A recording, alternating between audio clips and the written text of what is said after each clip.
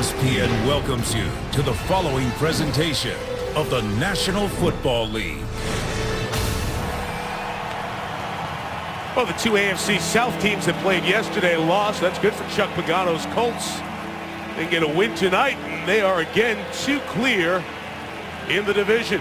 Already two up in the loss column. Since Tom Coughlin's team last played, the Cowboys have lost twice. So a chance to move within a loss of Dallas tonight and get closer to Philly, now sitting atop the division. Waiting to see us next Monday night down I-95.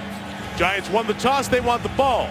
So Eli will be on the field first for the Giants.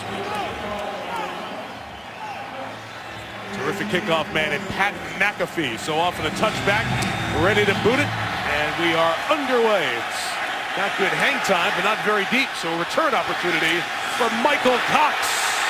Got the edge, and cutting back, Cox will be stopped at the 33-yard line. It's a good place to start against the Colts. So as Eli Manning takes the field for the Giants, these are the men in front of him. He's got rookie Weston Richburg, part of an offensive line that has not changed in front of him during this season. And the guys handling the ball, Andre Williams gets another start for the Giants as it's game 3 without Rashad Jennings, Hillis, Randall, Odell Beckham Jr. We think 13 is going to be very involved for the Giants offensively tonight. First carry, Williams, and the rookie out of BC is in the arms of Bjorn Werner. Loss of a yard or so. So John Eli Manning, as he takes the field, ties Phil Simms for the most starts for a quarterback in Giants history. Yeah, it's a brand new offense for him. He's even got new fundamentals, Mike. You'll see him standing in the shotgun with his right foot back after 10 years of having the left foot back. And I think the left tackle Beatty, the right tackle Pugh are the only guys I saw him play with last year. A lot of new teammates. Loss of a yard. There's Beckham, the rookie receiver, lining up next to Manning, clearing out the middle for Larry Donnell. And the tight end is a first down to the 46-yard line. Odell Beckham bothers people. They bring him back into the backfield. They shoot him on a wide flare. Everybody covered Beckham. No one covered Donnell. Eli likes that. No huddle with two tight ends and two receivers. I have not seen the Giants do this from this personnel grouping all year. Giants coming off their bye, so you know wrinkles will be there. The Colts have to find them, and DeQuell Jackson finds the back. Williams, no gain. Up front, injury to Arthur Jones, defensive tackle out. Ricky Jean-Francois starts tonight. Injury to Eric Walden, linebacker. Andy Studebaker starts. Good injury news. Vontae Davis hurt his knee against Pittsburgh, but it wasn't serious, so he's back in the lineup with Toller, Adams, and Brown in that secondary for the Colts. Keep an eye on Davis and how long he can go. When he went out, things changed for Indianapolis, and Roethlisberger had that 6-touchdown night. Peyton Hillis, the back, 2nd and 9. And Manning taking the shot towards Beckham, goes up, couldn't pull it down as Greg Toller battled him at the corner spot. Eli Manning studied the Colt defense to the wire, and with 2 seconds, he saw one-on-one coverage with Odell Beckham Jr. against Greg Toller. Eli just underthrew it. Eli's going to look long and hard for that matchup all night tonight. They love Odell Beckham Jr. Beckham Jr. lines up in the slot on 3rd and 9.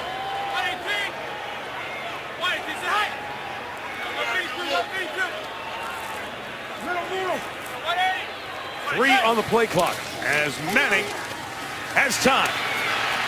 And throws on the run towards the middle, incomplete. I think he was expecting a receiver to come back towards the middle, whether it was Beckham or Randall. And after 1 first down, the Giants will be forced to punt.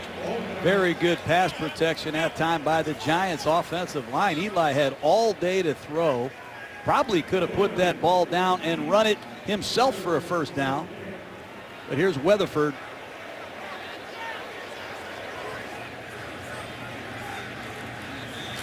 Under Steve Weatherford, who has battled an ankle injury after tearing ligaments in the start of the season against Detroit. They're caught by Griff Whalen back at the 11. Giants fans are used to that. It's been a season and a half without a touchdown on opening drive. Monday Night Football brought to you by GMC. Enter the Never Say Never sweepstakes for a chance to win a 2015 GMC vehicle at gmc.com/NFL and NFLshop.com. Find the largest selection of NFL products at the official store of the NFL. Some of the men who are part of the G-Men and Giants history. Michael Strahan gets his Hall of Fame ring tonight. That's why over 100 Giant alumni are here for this game. And we'll show you a bit of the Strahan ceremony at the back end of halftime. Andrew Luck and the Colts take over from the 12.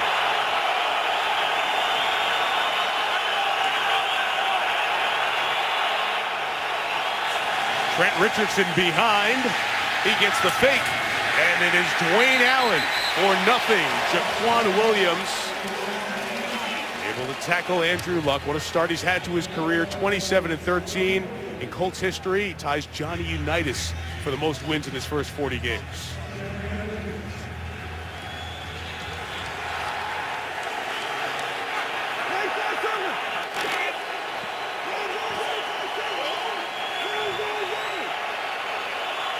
Second and 8, Reggie Wayne back in the Colts lineup, was out last week with the elbow injury. Pressure on, Luck gets rid of it. And Allen, this time, able to get the first down and a gain of 10 in front of Quentin Demps, the safety. This Andrew Luck, incredible formation usage in this offense. The volume is extreme, Mike. They can run a lot of different plays, and he's got a deep supporting cast. Two distinctly different tight ends, backs, and a lot of receivers. You're comfortable with all 5 receivers. Akeem Nicks and Reggie Wayne to his left, and T.Y. Hilton, who started this week as the top yardage man for receivers. He'll be at the top for first and 10. A run to the right with Trent Richardson. Flag comes down as Richardson is taken down to the 29-yard line. Well, you heard that flag. It's on the Giants, on Kiwanuka. Carl Sheffers with the official announcement. Illegal use of hands to the face. Number 94 defense. 5-yard penalty added to the end of the play. Automatic first down. That Colts offense, the guys blocking up front, in front of the quarterback and the guards and center. It's been a little bit of a rotation, including 2 rookies, Hugh Horton Harrison. And we already talked about Richardson, Bradshaw's return, Hilton and Wayne, and Dwayne Allen and Kobe Fleener. That speaks to what John was saying. A lot of options with the skill people for Indianapolis. We saw Wayne's in motion back after missing the last game and moving up the all-time list of games played by a Colt. First down, play action. Luck out of the backfield to Richardson. Good spin to get away from Williams and get away from Robert Ayers. Gain 7 yards. These two backs do a lot more than run the football. Check down in the flat off of play action. Trent Richardson one-on-one with Jaquan Williams, the best coverage linebacker of the Giants. Richardson won that one. Marked officially at the 40, so it's a gain of 6 and second and 4. Luck protected, lofting to T.Y. Hilton. Blanketed, good coverage for the Giants with Prince Amukamara. Here are the 11 starting on defense for the Giants. Mike Patterson, defensive tackle, starting tonight as Cullen Jenkins is out with a calf injury. Middle linebacker John Beeson now done for the year, so Jameel McClain slides into the middle for New York. And in the secondary, we want to keep a close eye on Dominique Rodgers-Cromartie on that opposite side. Has a problem with the IT band on his right side. That means the back is bad, the hamstring. He only played 15 snaps against Dallas. Can't go full out at practice. How long can he go tonight? Third and 4. Pressure on Luck. Gets away from it. He will keep it and run for the first down. Something Manning didn't do last drive. Luck does here. He's just so big and strong. You're going to see Robert Ayers come off the left side of the screen. He's got a chance to get a sack on Luck. But Andrews steps up in the pocket. He knows exactly where the stake is. First down, Colts.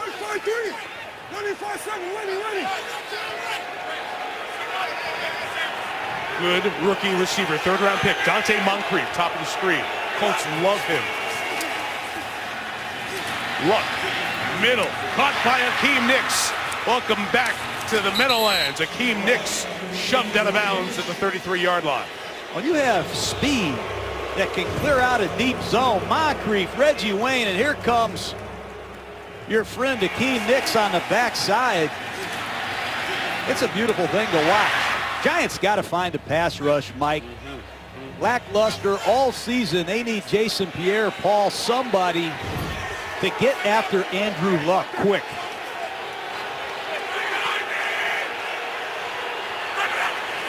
From the 33, it is Richardson who cut back to the hole, get inside the 30, and to the 29-yard line. Akeem Nicks, John, caught that last one, was the Giants' first-round pick, 29th overall back in 2009. Had some good seasons, but then really struggled down the stretch. He just could not hold on to the ball and get on the same page. He had the catch that gave him the first down, but a penalty here on the Colts, a hold, will erase that running gain that Richardson just had. Kobe Fleener, the tight end, called for it there. What have you seen from Nicks so far in this Colts offense? Well, it's a new offense to him, and he's surrounded with receivers that are as good or better than him. It's hard to feature him when you have Reggie Wayne, T.Y. Hilton, and Moncrief coming on. No backs, 4 receivers, 1 tight end here. But Bradshaw's one of those receivers lined up at the top. Luck hit as he throws. T.Y. Hilton up the field to the 30. He'll be 7 yards shy of the first down, but they get back in position after that penalty on first down. How can you have Jaquan Williams covering T.Y. Hilton? T.Y. Hilton leads the NFL in receiving yardage. I like Jaquan Williams as a coverage linebacker myself, but not against T.Y. Hilton. Giants have been gashed in the middle of their defense against the pass. Lance Lewis playing right guard for the Colts here. Coaching decision as Bradshaw is wrapped up by Williams. Shows some of that strength to keep going and make it no gain. Ahmad Bradshaw, he runs with great passion and strength. Lisa spoke with the Giants' 7th-round pick earlier. After 6 years here, he's gone to Indianapolis the last 2 and really had a great impact all around for the Colts this season. Well, regardless of any circumstances, he give you everything he has, and he's picked up a lot of blitzes. Look for one here from the Giants.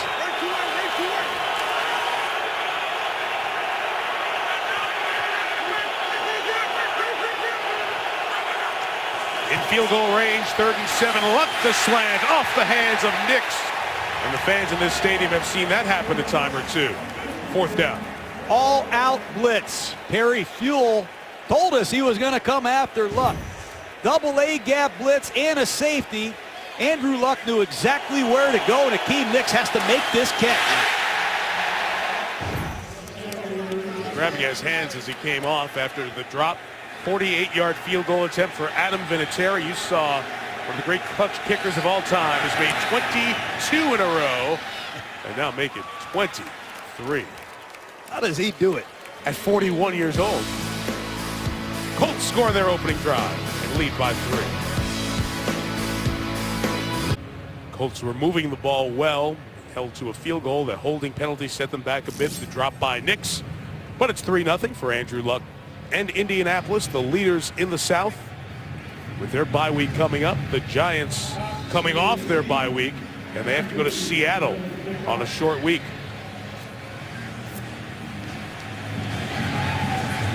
McAfee to boot it away. And this time there'll be no return from Michael Cox. And the Giants will take over the 20-yard line. Eli Manning, who we've seen a whole bunch. 8-5 his record on Monday nights. Always throwing touchdowns. See what he does when we come back. There are a few priorities, John, with the offensive change to Ben McAdoo, the offensive coordinator. Get Eli's completion percentage up, and it's up. And get the interceptions down, and it's down. But this week, Jerry Reese, the general manager, said at his midseason state of the franchise press conference, need to be more aggressive, too. Want to score more points. Needs some help from the guys around him. And we'll show you an illustration of that momentarily from the last drive. This drive starts at the 20. And Eli trying in the middle, and it's caught by Ruben Randall for the first down right around the 35-yard line. Last possession on third down, Reuben Randall fooled his quarterback. Eli could have stepped up and run the ball, but Reuben Randall stopped running. He and Eli Manning not on the same page last year. They've had issues this year. These young wideouts have to improve quickly.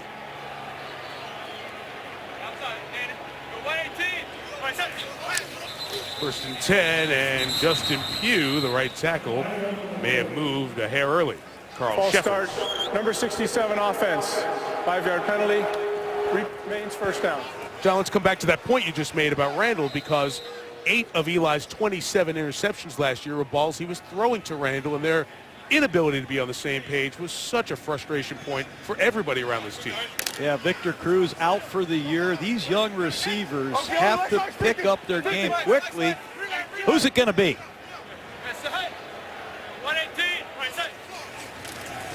First and 15 after the penalty. Manning has time. And just off the hand of Larry Donnell, the tight end who's emerged. He's the second leading pass catcher on this team this season. Well, I'm sure Peyton Manning told his brother Eli, throw the ball to these tight ends against the Colts underneath coverage. That ball's thrown perfectly. Donnell has to catch that one. I think he mistimed his jump. Second and long. Yeah.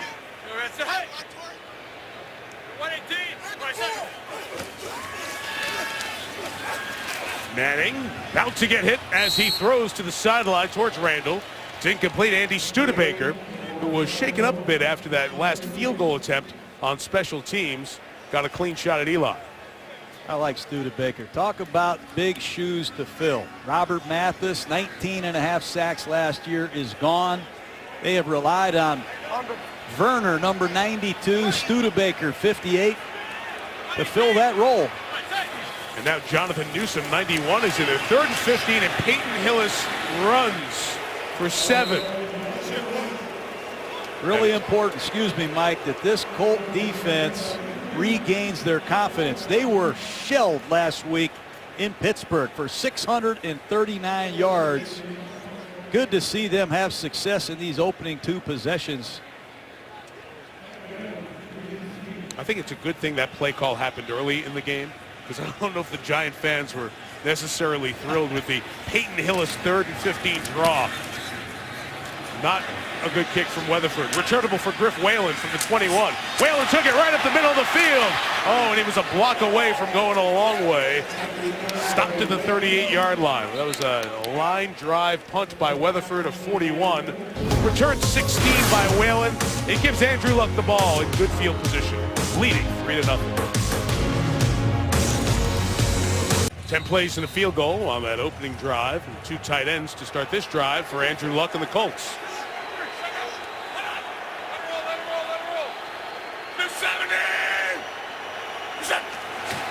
From the 37, Kiwanuka coming at him. Ball dropped by Bradshaw and incomplete.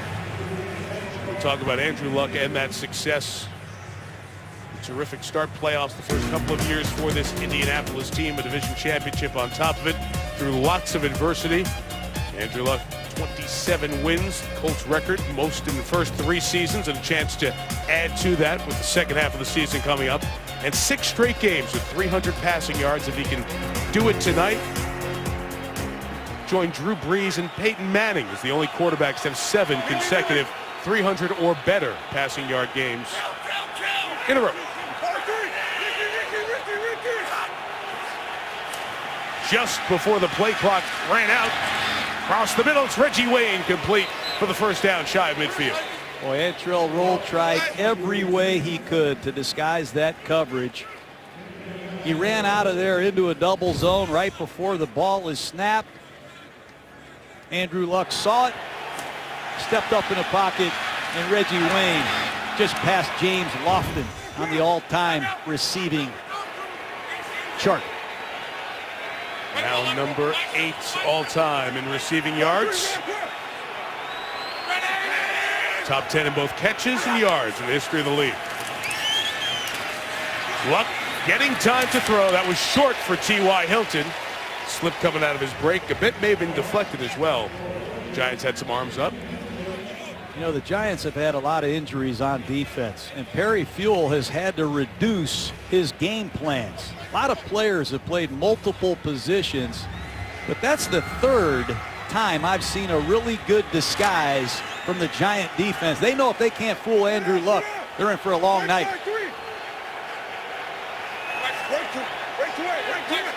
Only run it twice thus far. Everything else has been a pass.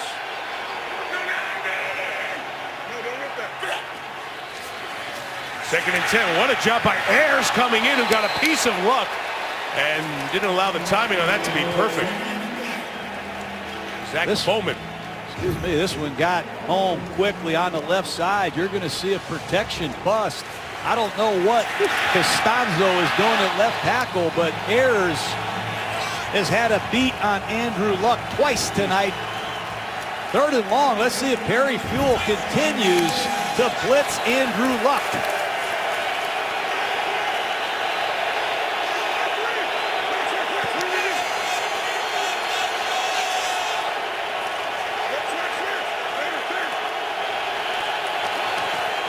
Third and 10. Got it out quick, but Moncrief, the rookie, can only gain 2 yards as Principal Camara rallies to the ball, and after a first down, the Colts will be forced to punt it away. They are blitzing more than I've seen them blitz all year. That time they come off of Luck's right side. They knock him down again. Perry Fuel knew Strahan was in the house. He was going to get after the quarterback. Good start by this Giant defense. Pat McAfee's having a terrific year. Only one touchback this season. Net punting has been outstanding.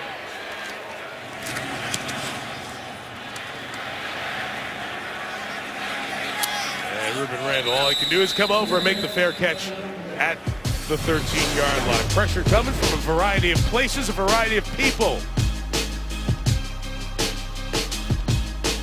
Well, we've referenced him a couple of times already in this Giants 3-0 deficit in the first quarter. They need playmakers, injuries, and other reasons. And Odell Beckham Jr. is the player who can give the Giants this. Missed training camp, missed the first 4 games of the year with a hamstring injury. This is 4th game off a bye week. Giants expecting a lot from him in the coming weeks. It's a run with Andre Williams, the other rookie. That's a gain of about 4.5 yards. John, we saw him in the Outback Bowl. Watch him on SEC Saturdays. Made so many plays in so many different forms and fashions down in Baton Rouge. Yeah, the most versatile player in college football. And Eli Manning told us he has not had an explosive man to throw the ball to like Odell Beckham. The Giants took him 12th overall, trying to fortify the playmaking spot. Fumbled by the rookie Williams for the first time in his career, and the loose ball is a scramble. We'll see who gets the pile.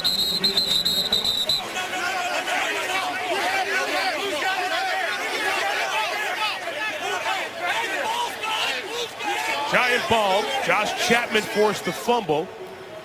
Williams, in 95 handles, had not fumbled until here. It's an excellent play by Chapman. The Colts are loading the box, playing bump and run man-to-man. The Giants need to get into some kind of bunch formations to try to free their receivers like the Steelers did a week ago. These are professional bump and run specialists on the outside. These young receivers need some help. But Justin Pugh was the one who got there on the bottom. It's 3rd and 12. Pressure up the middle, flushes Manning, and Eli just gets rid of it as Bjorn Werner came up the middle. Chuck Pagano has been in a lot of NFL games, Mike, as a defensive coordinator. He knows how to get pressure.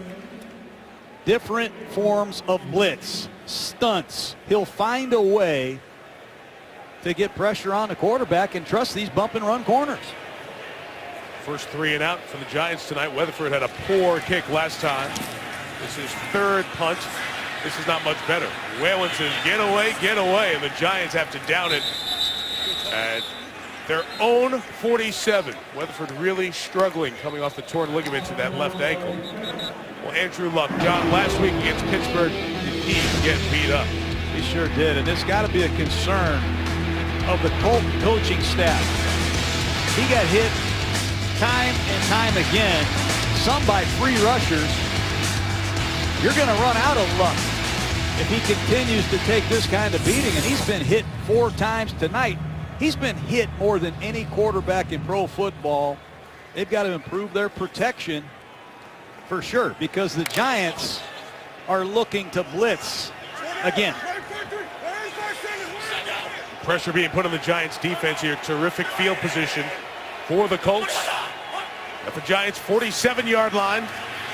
Luck steps up and fires. A little miscommunication there and nearly intercepted, as Prince Amukamara saw Wayne going one way, Fleener the other way. I mean, they're coming from everywhere. That time it came off the right side. You're going to see a blitz come off the right side. Dwayne Allen in there at fullback picks it up. Pocket's not clean. Andrew Luck is out of rhythm, and he's not accurate with the throw. Prince, who had 3 interceptions his first 3 years as a Giant, has 3 this season. Trent Richardson in the back, 2nd and 10. And it's a give to Richardson, a wraparound handoff. And Amukamara comes up to make the nice play on the corner and stop him. So Richardson was in Cleveland for 17 games, number 3 overall pick in the 2012 draft, only averaged 3.5 yards per carry there. It has not gotten much better in Indianapolis. You thought with Andrew Luck and his ability to pass, it would be more running lanes for Richardson. You just saw the numbers, nothing wild and crazy just yet. He's out, Bradshaw's in, it's 3rd and 5.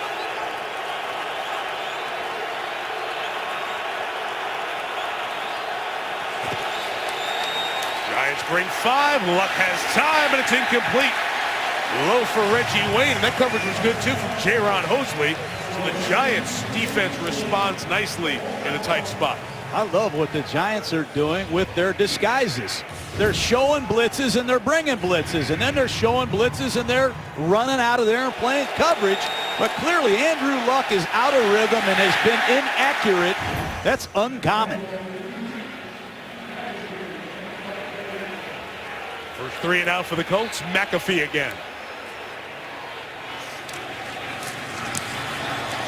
Yeah, pressure on him, but he has that Aussie-style end-over-end punt that is fielded by Randall. And again, this struggling Giants offense has a long field.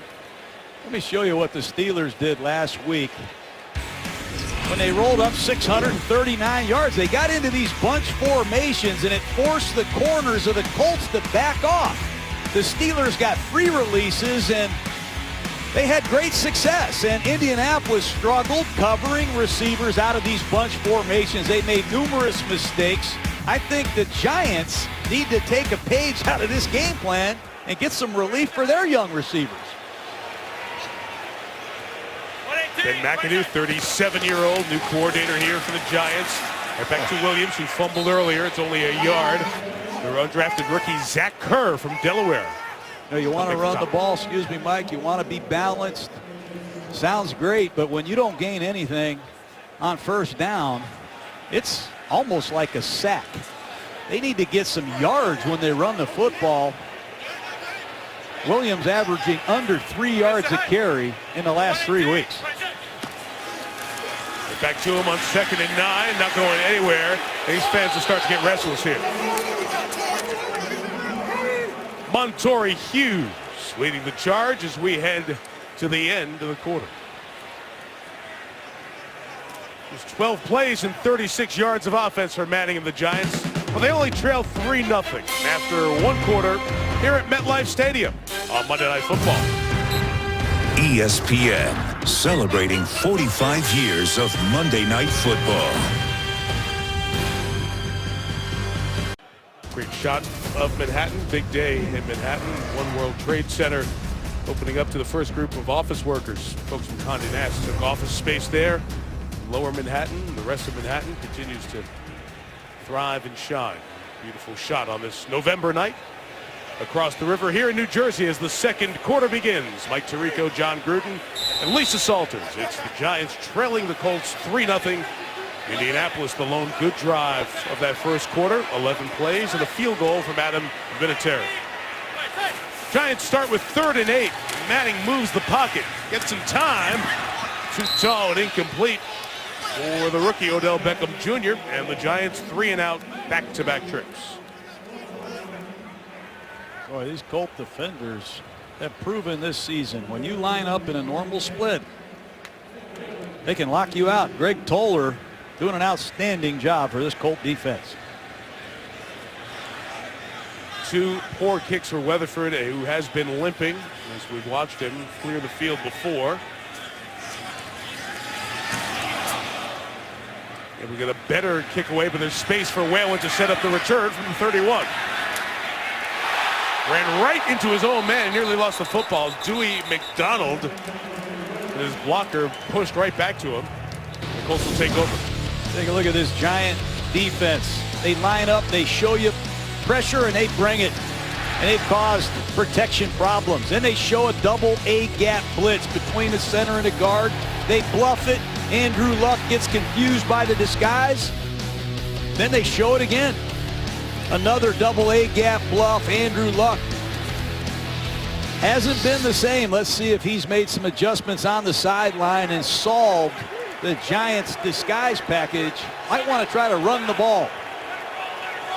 Only run it 3 times, first 18 plays in that opening quarter. The 32, they will go to the ground with Bradshaw. And a flag down as they were up by Bradshaw's face mask, and a loss of 2 if it stands.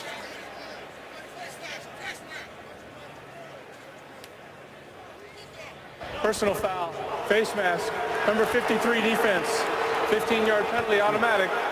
First down. They get Jameel McClain, who, as we mentioned, moves into the middle, calling the signals, replacing John Beeson. Perhaps it was the rookie Kennard. It was. I don't know about 15 yards, but well, you don't have a choice. There's no more 5-yard face mask. It's 15 or nothing. Can't we give him a break of some kind? What do you want? Special discount pricing? Yeah. Tom Coughlin is in his usual state of disbelief. Not red cheek just yet, but he agrees with you.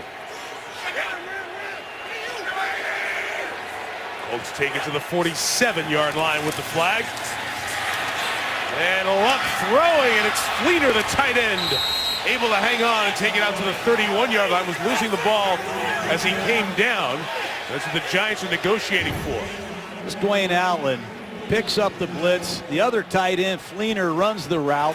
It's the versatility of this Colt roster that makes them the #1 ranked offense in pro football. The Colts ran the play quick, and Fleener gets to the end zone for the touchdown. They ran the play quick because the Giants were trying to challenge if Fleener was bobbling and had possession as he came down. They ran to the line, ran the play. The Giants weren't lined up, but did Coughlin get the challenge flag down first? Officials talking about it on the side. The Giants threw the replay flag after the ball had been snapped. Therefore, the flag is ignored. The result of the play is a touchdown. That's what you do, Mike, when you're struggling picking up the blitz. Use an up-tempo, snap the ball before the Giants can get a call in. You might as well call Spider 2Y Banana as well, Mike. Fleener, that looks exactly like how he did it at Stanford. So many of the Giant players were looking over to the sideline to get the call, to try to challenge and throw the flag, and Luck saw it, ran his guys up, and able to get the play run and the touchdown. 10-0 Indianapolis on top. Fleener caught the ball, was battling for control of it, then brought down. Did he have possession long enough? That was the question they were trying to ask. ESPN's Monday Night Football is brought to you by Lexus, introducing the first ever 306 horsepower RC Coupe from Lexus. Verizon, more live games than ever before with NFL Mobile. And Navy Federal, serving the armed forces and their families. Over in New York City, we remind you the coverage from over here in New Jersey tonight from Spider Cam is brought to you by DirecTV. Show you the replays of what was going on with Fleener that had the Giants a little flustered and led to the touchdown to Fleener and made it 10-0. First off the kick, it is off the crossbar. So a touchback, and the Giants get it at the 20. Here's the catch by Fleener. He gains control of the ball here. And the question is not, does he go to the ground and not complete the process? It's, does he have control of the ball? Thus, it was a catch and then the knees down. It looks like it was there. Here's Coughlin reaching into his sock where he holds the challenge flag after the ball was snapped and throwing the challenge flag. And so that's why the officials came over and said, no, I clearly had the flag out after the snap. And 10-0, and you have to give credit to Luck for rushing his team up to the line and running that play. Now Manning has to get going, and it's a drop by Preston Parker. And this Giants offense can't get out of its own way right now.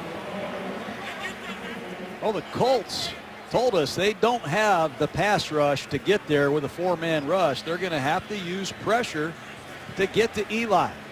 That time Hillis picked up the blitz, and Parker filling in for Victor Cruz in the slot needs to make that catch. Peyton Hillis in as the running back. Fake it to him, fake it to Beckham, screen it to Hillis. Got a nice block downfield, and there goes Peyton Hillis to the 46-yard line. Best looking play of the night for the Giants, a gain of 26. Very good deception. The flow of Odell Beckham goes one way, the screen goes to the left. They fake the reverse to Beckham. Good phasing by this offensive line. They got out in front of Peyton Hillis. Much needed first down for the Giants.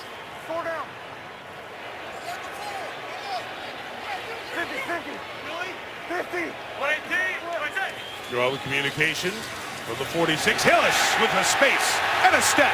And Peyton Hillis runs it for 15 yards.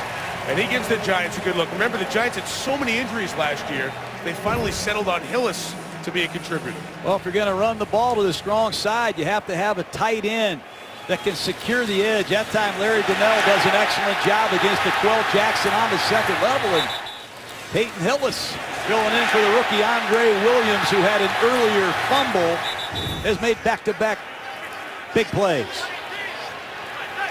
Hillis and Jackson were teammates in Cleveland.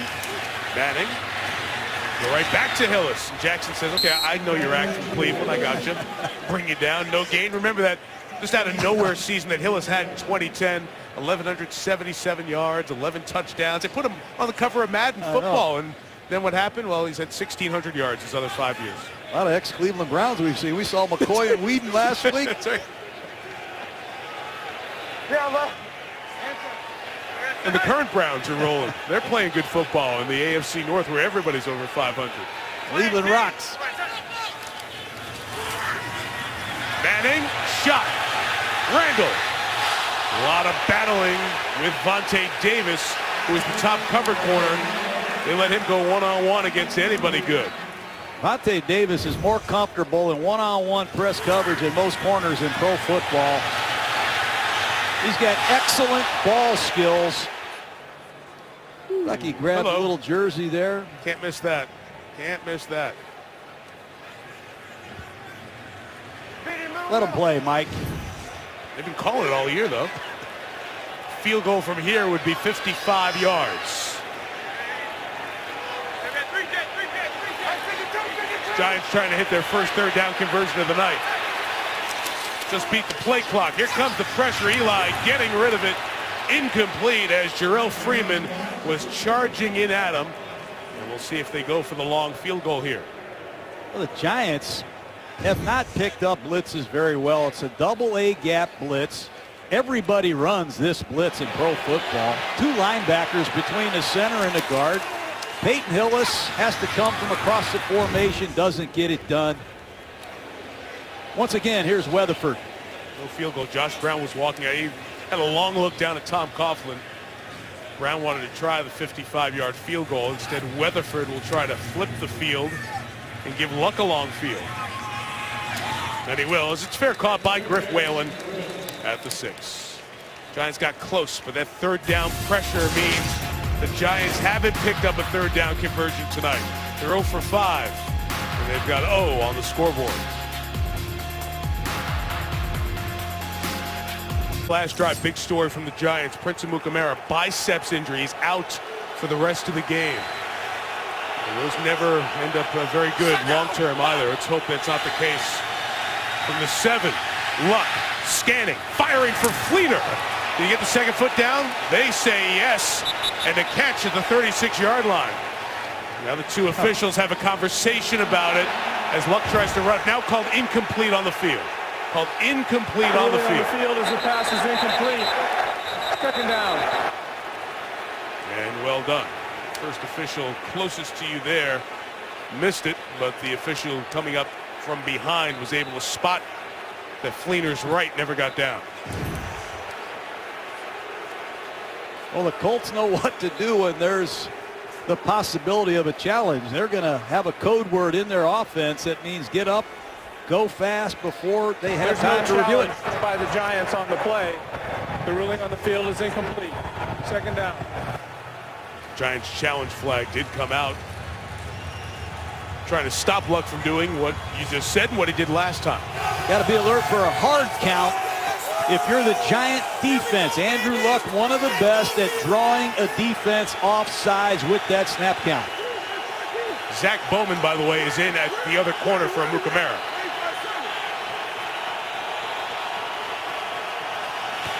From the 7, Giants rush 4.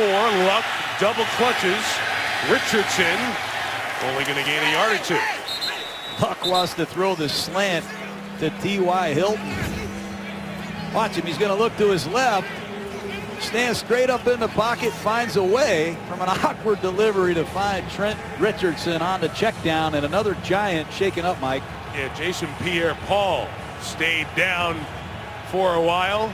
Just able to get up and walk off. He was part of this collision at the back end of the play. Good news for the Giants. Jason Pierre-Paul walked off under his own power. Athletic training staff not looking at him. Fans trying to help the defense, and Demontre Moore along for this third down.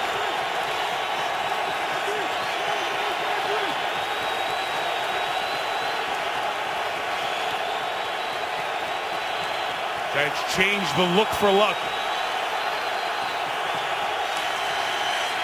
Twisting rush, pressure on, got it out, incomplete.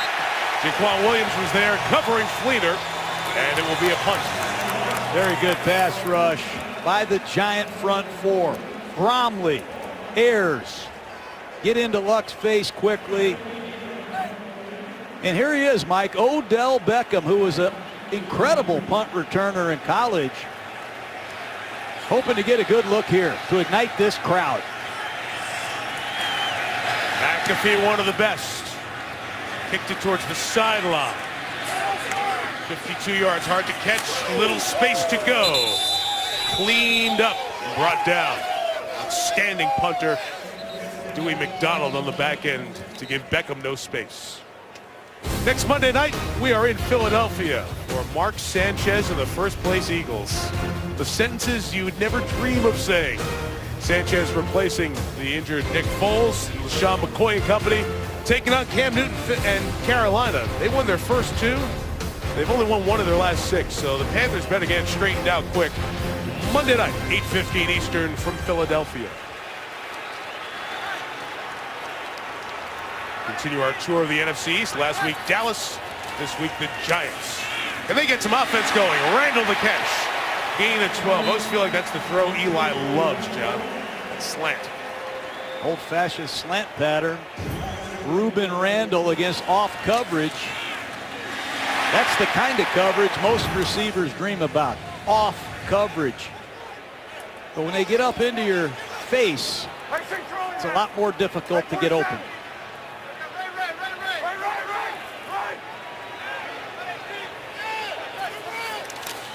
The 47 quickly out of his hands to Larry Donnell, the tight end, and Bjorn Werner reading that.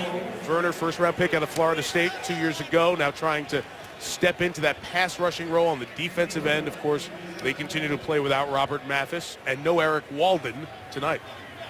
They have got their pass rush through committee this year. A number of different Colts, inside linebackers, safeties, tackles and ends have all contributed sacks.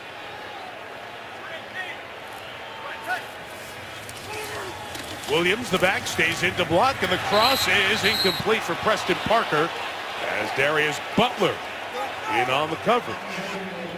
Say it again, if you line up in these normal splits, these veteran Colt corners, I think are better than these Giant receivers. That time it was Darius Butler routinely covering the young receiver Parker. Randall and Parker to the bottom of the screen. 3 receivers to this side as Donnell motions over here. Just Beckham to the right. And Eli going to Beckham. Got it. First down at the 35. Third down gain of 18. I don't think the Giants really know what they have in Odell Beckham Jr.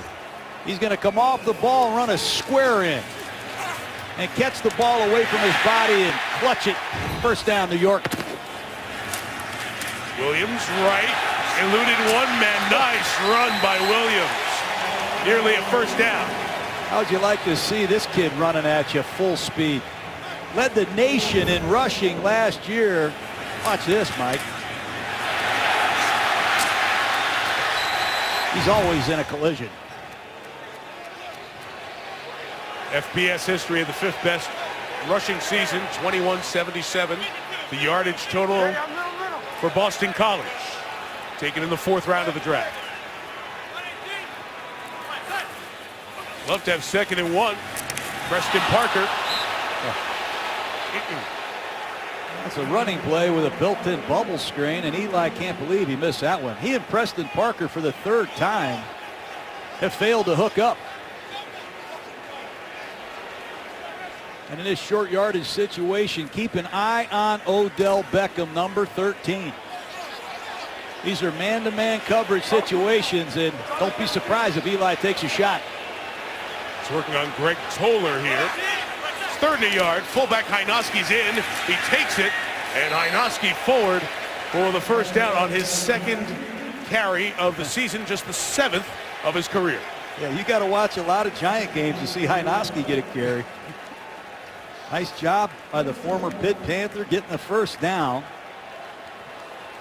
And Eli continues to press the issue in this no-huddle offense.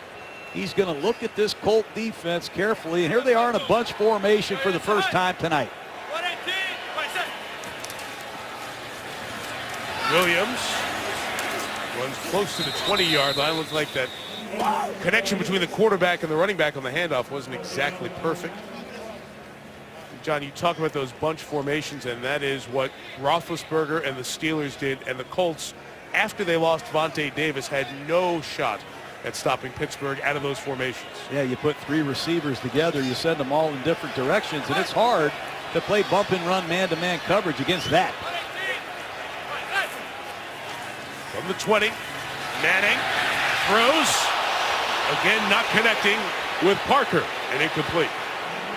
That's a play-action pass, and they fooled the linebackers. I don't know if Eli was disappointed with Parker's route.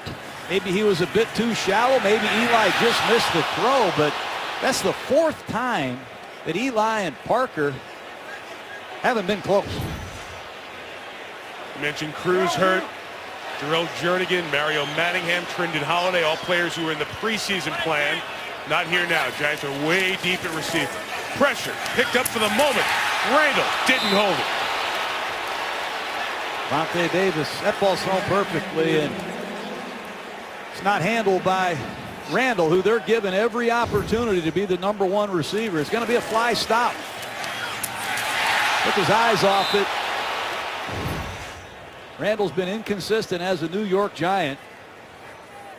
Here's Josh Brown. Perfect season, as you see, for Brown.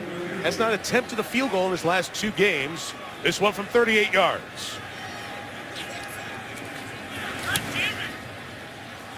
And he, like Vinatieri, remained perfect on the year. The Giants on the board, only down 7 halfway through this 2nd quarter, but missed opportunities, the story of this first half for the Giants offense. Giants royalty, Monday Night Football legends, Lawrence Taylor and Frank Gifford. Frank 411 Monday night broadcast in his 27 years. He and LT in their Hall of Fame jackets, they are all here to honor Michael Strahan, who tonight gets his Hall of Fame ring. At halftime, we'll share a little bit of that ceremony right before the third quarter kicks off. Griff Whalen to return for the Colts. And Whalen gets the kicker Brown with a nice open field tackle. Kickers union love that. John, the Giants' issues offensively. Not been very good, Mike. Eli and Ruben Randall not on the same page. Randall stopped running. Larry Donnell's got to go up and make a catch. Preston Parker put the ball away. A simple bubble screen. And then on third down, another drop. Tried to say it in the pregame show. If these young receivers don't pick it up quickly, the Giants will be looking in at the playoffs. Lost tonight, Giants go 3-5. Philadelphia already sitting at 6-2 in the division. And Philly shut the Giants out a few weeks back. Luck takes over from the 26. Reggie Wayne at the 39 with the catch. And a gain of 13 yards for Reggie. What a route runner he is. For the vast part of his career, he lined up on one side of the formation, Mike. And now in this West Coast offense that he's playing with Andrew Luck, they put him everywhere. That time he was in the slot. He ran a basic cross like a future Hall of Famer should run it. And you see the difference when you have Reggie Wayne in the slot as opposed to Preston Parker. No disrespect, it's not even close. 35 years old. Certainly getting towards the end of his career, but still a very productive part of what they do here. Missed the last game with the elbow injury. Luck throwing for Fleener.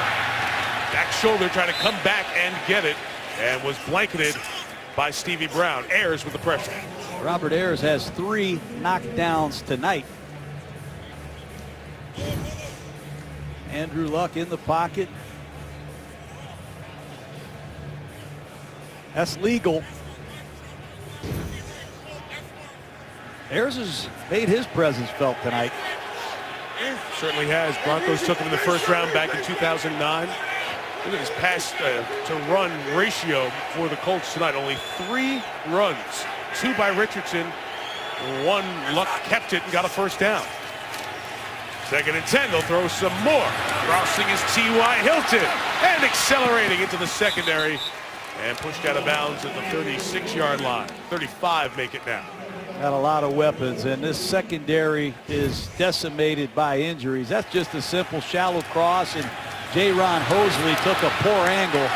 Hosley was suspended for the first 4 games. They lost Walter Thurman, their starting nickel. Then they lost Tremaine McBride, their backup nickel, and now Hosley's back in there. It's been a nightmare for Perry Fuel, and Dominic Rodgers-Cromartie just checked out. They're running out of DBs. I'm trying to remember Amukamara, if you weren't with us a couple of series ago, went out with the biceps injury. So backup corners in the game for the Giants against Andrew Luck and these terrific receivers. Check it down. Bradshaw with the move, tried to spin away, but the rookie Devon Kennard out of USC brings him down.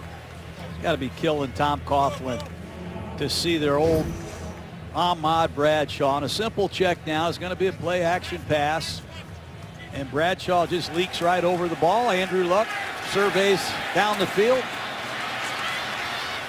Caught over 100 passes and over 4,000 yards here. 2-time world champion Ahmad Bradshaw.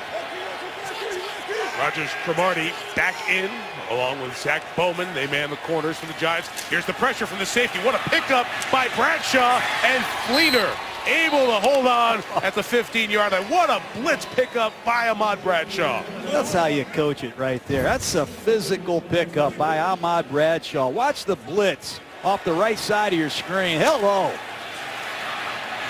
Stick your face in there and reject the blitz and let Andrew Luck shine. Got J-Ron Hosley, who was blitzing in the red zone. The Colts do hand it off for the 4th time tonight. That's Bradshaw for just a couple of yards.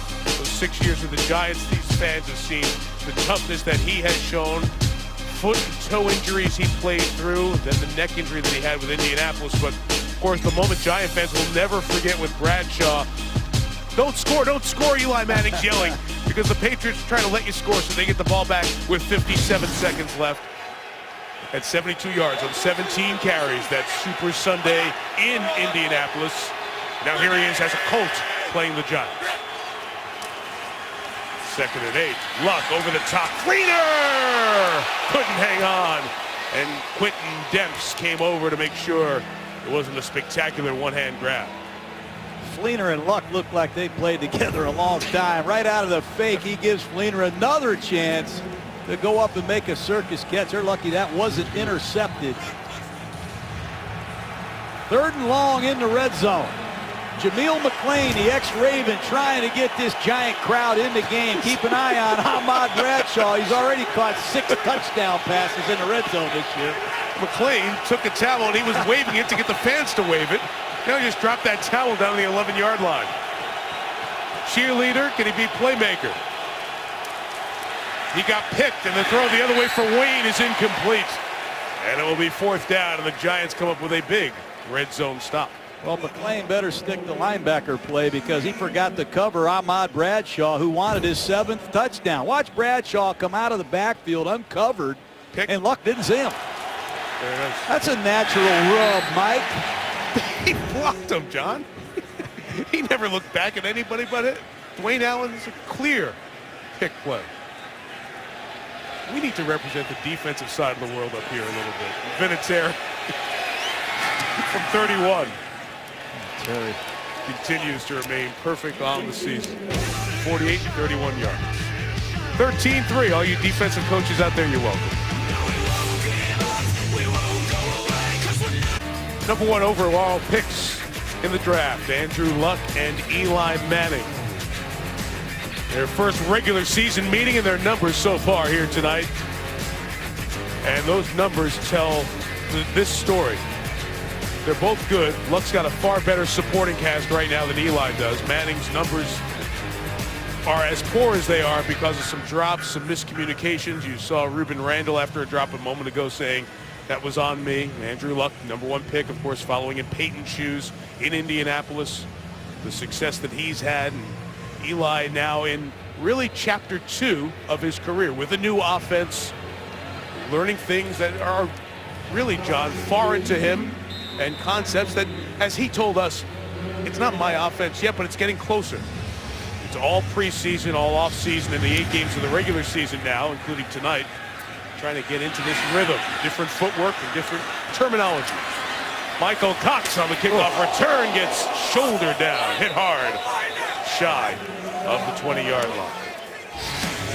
Well, these two guys know each other because their dads are teammates, Archie and Oliver, and back end of Archie's career in Houston.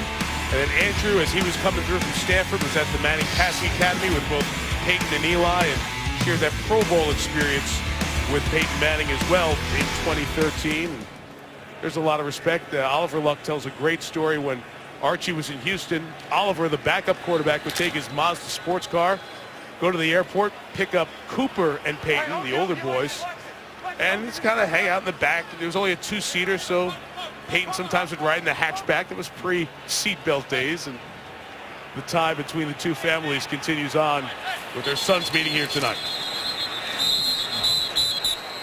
Giants issues continue. Offense, 5-yard penalty, remains 1st down. Tom Coughlin can't like that. Starting a possession with a delay of game. Speaking of learning a new offense, so is Tom Coughlin. He was one of the great play callers in the NFL for a long time. He's turned it over to Ben McAdoo. It's not going to be easy, but they can't start a possession with a delay of the game.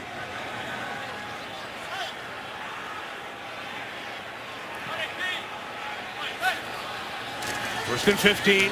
Giants trying to get on the board here, and there is yet another drop. This one by Beckham, bumped by Vontae Davis.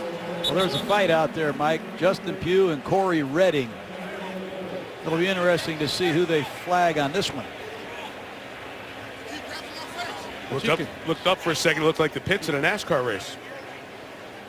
There were fouls by both teams on the play. They look at use of hands to the face, number 90 defense. They look at use of hands to the face, number 67 offense. Those fouls offset, replay 1st down.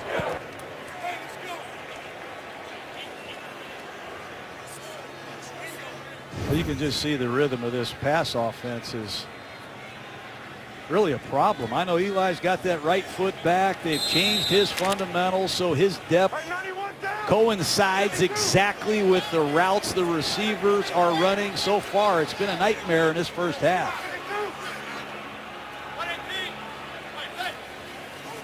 From the 14, look out. Eli about to get hit as he throws. This one is held on to, shy of the 20 by Randall, just a gain of 4. Is that very foreign in terms of concept of the footwork truly matching up with the receiver's routes? Yes, it certainly is. And with all the shotgun passing you're seeing some coaches tell their quarterbacks to put that right foot back, take 2-step drops and 4-step drops instead of 1-step, 3-step drops, because the snap makes the timing different when you're in the shotgun as opposed to underneath the center. Williams looked like he never felt comfortable with the connection there on that handoff. Jonathan Newsom, the tackle, 2:40 left in the half. Be ready for the Colts to take a timeout if they can get a quick stop. They would love to set Andrew Luck up in the 2-minute drill and get something before the half. He's outstanding at that.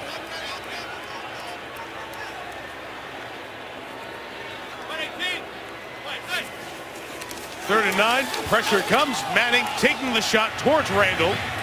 And incomplete, falls out of bounds. And the Giants will punt it away. And no need to use that timeout. I'm stunned if they continue to line Ruben Randall outside the numbers against Vontae Davis, Mike. They've got to get him in some tight splits or put him in some motion. Try to get some relief to help him get off. Vontae Davis looks like Baumgartner of the Giants baseball team. He's throwing a no-hitter tonight. Very good. I watched my baseball. Snuck in a little baseball during your football prep, huh? I did. Weatherford to punt. Whalen's had a few good returns. This is another returnable kick. 49 yards, not a lot of hang time. Whalen gets the edge and will take it out of bounds at the 40, giving Luck 3 timeouts at the 2-minute warning. 13-3 Indianapolis. Struggle for Eli Manning, 8 of 22 passing in this first half. There is Michael Strahan, inducted into the Hall of Fame this past summer in August in Canton. He'll be honored here at halftime. Part of our Toyota halftime with Chris Berman. We'll have the guys with the insider notes that will include updates on the injuries. The quarterbacks in this division, Nick Foles and London-bound Tony Romo. And the Giants honor Strahan will share some of this ceremony here. It's a nice job the Hall of Fame has done. So each team with their inductee has a moment in their stadium. They present them with their Hall of Fame rings here. So we'll see that as part of the NFL's homecoming weekend. The Giants celebrating Strahan's Hall of Fame induction tonight. Here is Bradshaw with the run. Speaking of homecoming, Antero Roll hits him. The gain 7 as the Colts have a $1:50 to go. Get a look at Pep Hamilton, offensive coordinator, who was with Luck at Stanford. Much like the tight end Fleener. Crossing is Nix. And the first down for Akeem Nix, who had a drop earlier, but that's his second catch on the night. The underneath coverage of the Giants is a mess right now. Their third nickel corner that time. Nix runs a shallow cross. Nobody covers him. Remember, John Beeson, their starting middle linebacker, is out. And when you lose your starting nickel corner, 2 of your 3 primary underneath defenders are missing. Not good. That's why the Colts have been so one-sided in passing tonight.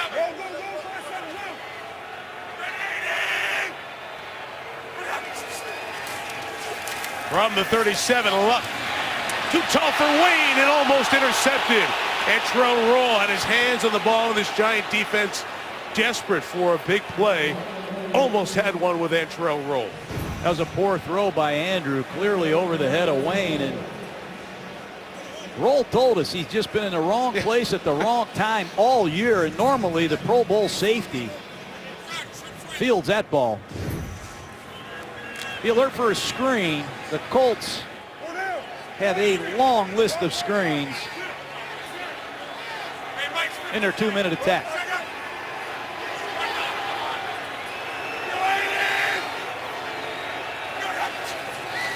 Second and 10, the Giants rush 4. Luck, that'll be incomplete for his tight end, Jack Doyle. Here on Hosley with the hit. It's a time of the game that Luck has thrived. Only Brady better in the last 2 of the first half this season.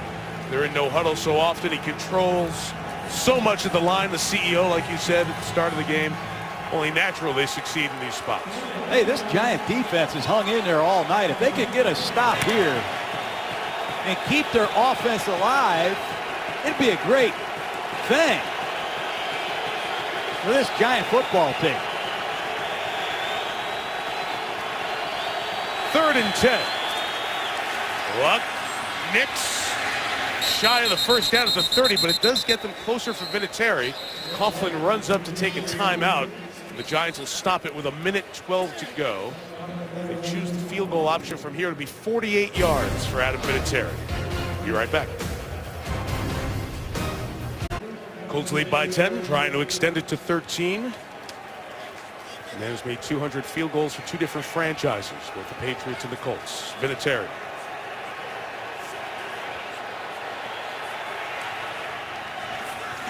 "25 in a row.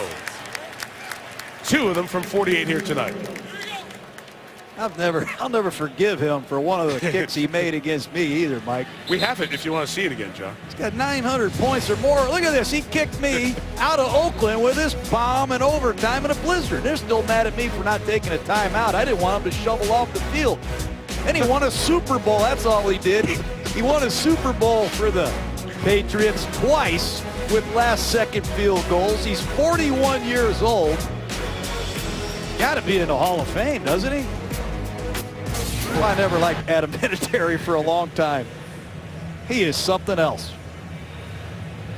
The whole kicker story in the Hall of Fame is one of large debate. Ray Guy finally getting in. Of course, place kickers have been already inducted into the Hall of Fame with Jan Stenerud, but it's been a conversation with Vinatieri. What do you do with a player who not only has the volume of kicks and the success, but as you said, those memorable moments in clutch kicks? That's the first time I've ever seen somebody do a highlight package and explain why they didn't call a timeout to fans years later. It's very effective. Cox from 5 yards deep. Luchez Purifoy with the tackle back at the 7-yard line. The Colts have had the better special teams as well here tonight. Not quite sure why he took that out. There's another kicker, McAfee, who does the kickoffs. He's got 41 touchbacks, that's all. What weapons the Colts have with their specialists. Let's see what Eli does, Mike, backed up on his own 9-yard line. He's got 2 timeouts left. Might want to try Beckham against Toller. This Vontae Davis versus Randall has not gone their way. Indianapolis gets the ball to start the second half. Giants trying to get a little closer here. Out of the backfield, Hillis, Peyton to the 15. Timeout taken. 55 seconds left. Be right back.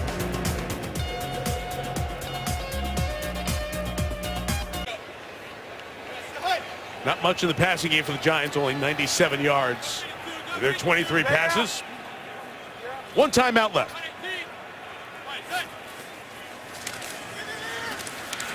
For Eli, hit and brought down. Jonathan Newsom, the rookie out of Ball State, a 5th-round pick who started his college career at Ohio State, able to make the sack with 44 seconds left. Well, there's going to be a stunt off your left side between Redding number 90 and Newsom, and you see the rookie Weston Richburg, who was a center all 4 years at Colorado State. He continues to struggle.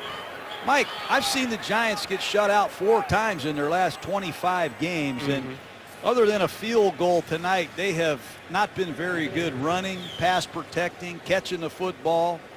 They've got to regroup at halftime, but Chuck Pagano is going to try to get Andrew Luck and Adam Vinatieri set up for another long field goal.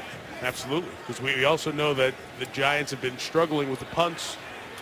Weatherford just can't get the hang time on them right now. 2 line drives to start. It's gotten better as we've gone on. Should note that The Colts are without Ricky Jean-Francois, a stinger. He went to the locker room the last time Indianapolis had the ball. He's going to run it here with Michael Cox. Fights for that extra yard. He's a yard and a half shy of the first down, and Pagano takes the timeout with 42 seconds left. Indy a chance to get the ball right back. Weatherford to punt for the 7th time in the first half. Whalen has space at the 34. Diassi, the long snapper, was down there first, and Amontre Moore had the big hit at the 39-yard line. A lot of pictures down there for the Giants. Some of their legends. Michael Strahan, certainly earning the Hall of Fame induction. You talk about sacks, and since Lawrence Taylor's career started before sacks were official, it's hard to put his place in Giants history. When they started counting sacks, 141 and a half were the top 5 in that category. 22 and a half sacks that season in 2001, complete with a little Brett Favre controversy on setting the record. But terrific Giants career, terrific broadcaster. And Michael Strahan will be honored here at halftime tonight. Luck is pressure. He lost the football. It's free, and he gets back on it. Giants desperate need of a break. Robert Ayers continued pressure. I'll force the turnover. Near turnover, excuse me. We've been calling his name a lot. He shot a gap, beat Lance Lewis easily with a speed rush, and much needed strip sack by Robert Ayers. And that's the NASCAR package they call, Mike. 4 defensive ends. This is their speed group, and that'll be the end of the half. No reason to mess around. Knock back to your own 30. Giants can't come up with the break. Score only 3 points in the half. Indy gets the ball to start the second half. Here's Chris. Toyota halftime.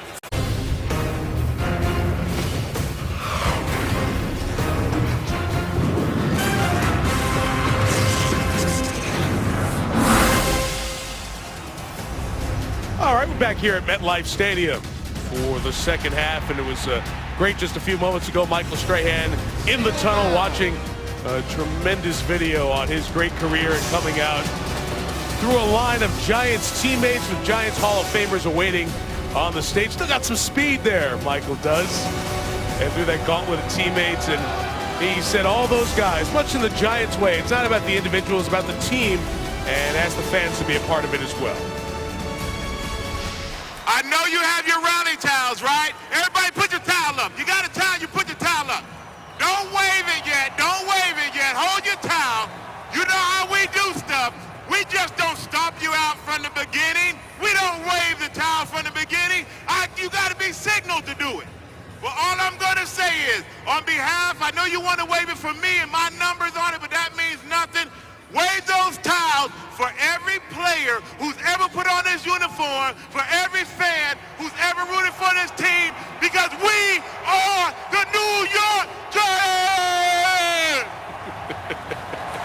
And the fans wave their towels in response to Michael, and great appreciation, tremendous ovation. Lawrence Taylor, Harry Carson, great Frank Gifford, all down there. There's a great tradition to this organization, and we saw it with Strahan, and the Hall of Famers here to honor him on this night. That's special. Yeah. You see it every once in a while where a player plays his entire career with one team, gets a chance to come back and rejoice in a moment like that. That's special. Let's get you ready now for the second half, and we will do that job by looking at our Zales extraordinary moments. Not many extraordinary moments for the Giants in that first half. Well, these Giants need some help getting off of bump and run coverage. If they continue to line up in these normal splits outside the numbers, Greg Toller and Vontae Davis might continue to throw shutouts. They have locked down the receivers of the Giants. If they don't put them in motion, start to run some crossing routes, get into some bunch formations, try something different, they're not winning this game tonight. Let's see what adjustments Eli Manning, offensive coordinator Ben McAdoo have made. And it's really important that they get a stop from their defense to start this third quarter.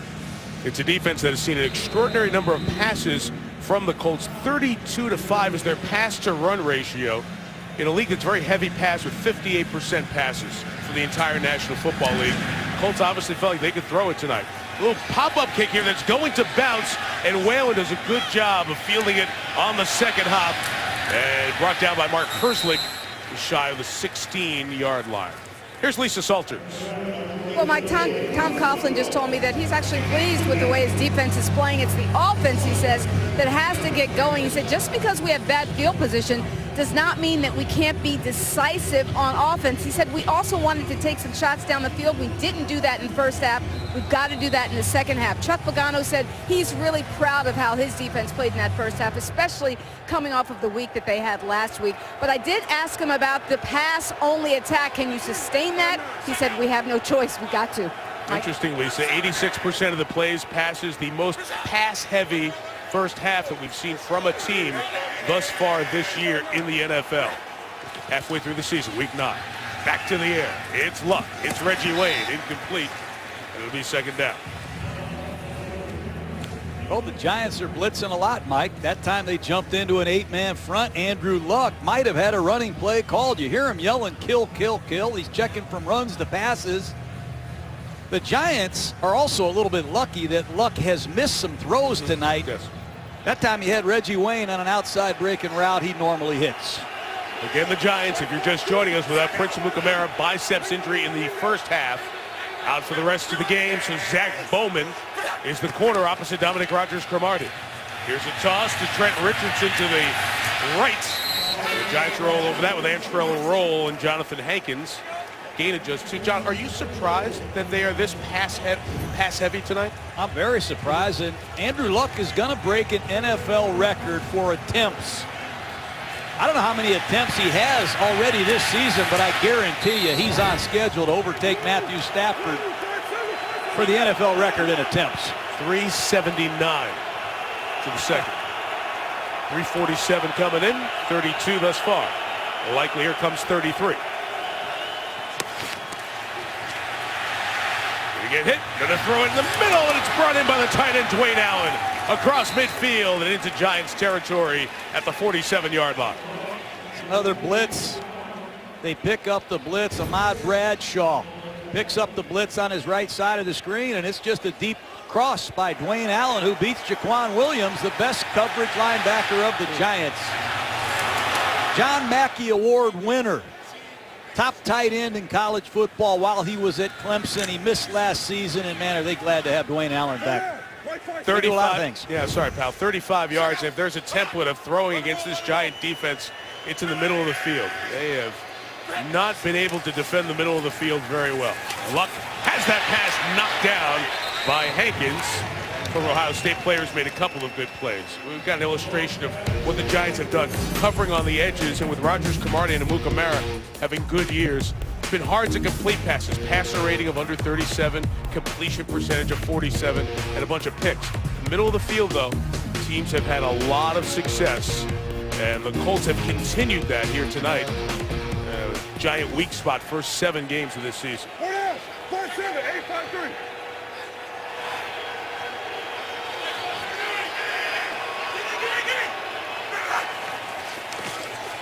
Second and 10, and the run for Richardson will be very close to the first down at the 37-yard line of the Giants. You forget he's a top 5 pick. That was a nice run. Draw play against a bluff blitz. He made a New York Giant miss, and off he went. T.Y. Hilton throwing a block. Jumbo personnel, you see number 76, Joe Reitz, is checked in at tight end. The Giants counter with their big unit. 3rd and 1, Jack Doyle, the tight end, exchanges sides. Wides up to the left. Allen back to block. Look out! It bounced right back to Bradshaw, who gets the first down.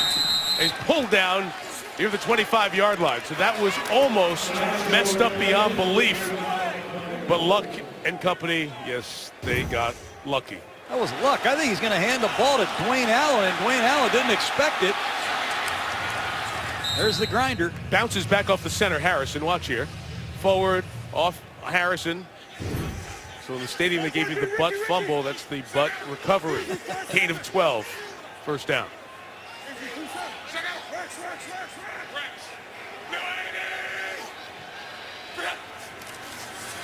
26. They pick up the pressure going over the top for Fleener. who was late reacting to the ball. Boy, these Giants are all up on the line of scrimmage. They're asking their linebackers and safety to cover Allen and Fleener with very little help.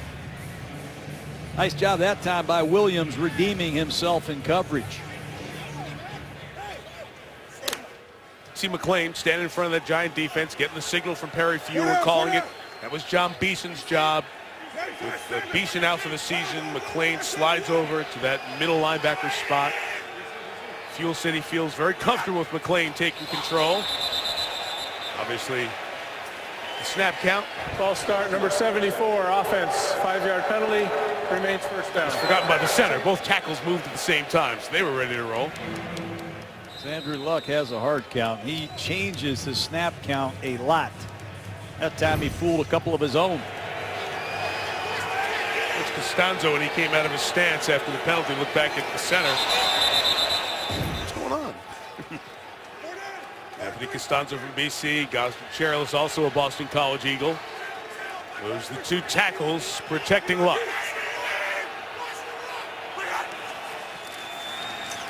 Second and 15.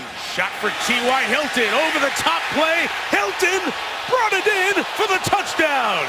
T.Y. TD with style. You have got to be kidding me. Took it away from Rogers Cromartie. Andrew Luck shows great confidence in T.Y. Hilton. Dominic Rodgers-Cromartie has the pick. And T.Y. Hilton wrestles the ball away from him for 6. What a play by an emerging star in pro football. I'll tell you what, as Hilton's going there, scrambling with Rogers Cromartie, and this will be reviewed to be confirmed. Watch his hand. He gets up on the face mask there of Rogers Cromartie. I don't know if it was on purpose or he's going up for the ball, whatever it was. DRC almost had a pick, thought he had a pick for sure, and Hilton snatches it away. Touchdown is confirmed. And the Colts about to take a 20-point lead.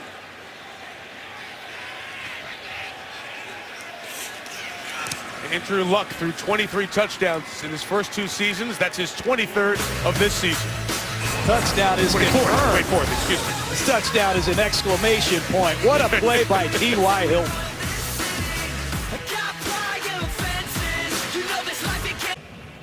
Dominic Rodgers-Cromartie said, no, really, I was pretty sure I had my second pick, my 21st of my career. I thought I was going to bring that ball down. Almost came down with possession of it in the end zone. But T.Y. Hilton, not the biggest guy at 5'9", but he is built solid and strong, took it away, and gets his 3rd touchdown of the season.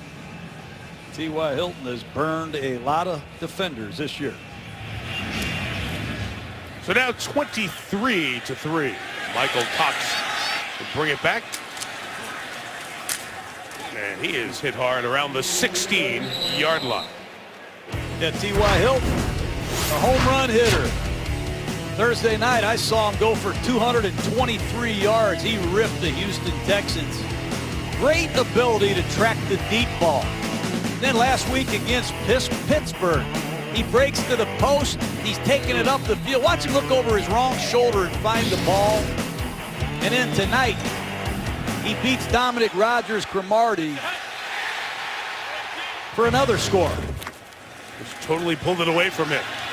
Manning and the Giants in a big hole. Got to get something going. There's Odell Beckham Jr. down the sideline. Beckham into open space. He's got great speed. Beckham at the 30 finally goes down at the 25 as he was being chased by the safety Mike Adams. Much needed play for the Giants. I like it. Try Odell Beckham against Toller. It's a different matchup. Watch him come out of his break, find the ball. Excellent throw by Eli, and off he goes. This man is extremely fast. He brings a quality that the Giants haven't had. Speed. 59 on the game, 78 on the game. Williams to the right for less than a yard. So he went to the same high school as Eli Manning. He was the first 1,000-yard receiver at Isidore Newman High School since Cooper Manning, the older of the 3 Manning brothers. Eli telling us that both he and Peyton, they got word of and knew about Odell Beckham going back to when he was a young receiver.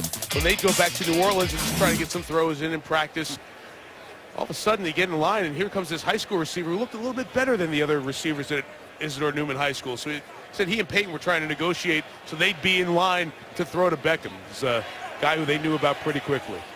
Injury on that play, and it's an important one, John. DeQuell Jackson, the linebacker, was injured, and they don't have much inside in terms of depth for Indianapolis here tonight. No, they don't. Josh McNary, their backup linebacker, inactive tonight with an injury. I just saw Andrew Jackson, number 54, check in. Haven't seen him play hardly at all for this Colt defense. Let's see if they can exploit that. Andrew Jackson, 9 snaps of defense in the 512 played by the Colts thus far this year. He's in the game. Manning steps up. End zone shot towards Beckham. Feet got tangled, and tangled feet is not pass interference, so incomplete. You know, Vontae Davis, I can see why they gave up a lot of yards last week against the Steelers, because he didn't play. Here he is against Beckham. Vontae Davis plays right corner. They should probably throw it against the left corner because Vontae Davis, he might be the grinder tonight. 3rd and 9. Giants did this one snap in the first half. Beckham next to Manning, releasing, trying to get that coverage. They didn't. Williams catches instead. He's got a first down. And Williams keeps going. To the 2. 1st and goal for the Giants. Andre Williams, just his 5th catch of his rookie season. Andre Williams didn't catch a pass last year at Boston College. He struggles catching the ball, but man, is he hard to tackle. Numerous missed tackles. 1st and goal. Colts struggling to get lined up. They go quick. They go Williams. Who's it? Giants respond with a much-needed touchdown. Rookies. Odell Beckham ignites the Giants with a big catch and run, and then Andre Williams fires across the goal line. New ball game. Just good second effort. You're going to see Andre press it, bounce it back to his left. He's a physical runner, hard to tackle.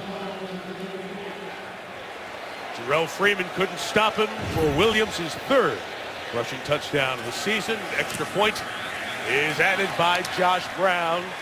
Indianapolis opens the half with an 84-yard touchdown drive. The Giants respond with the same.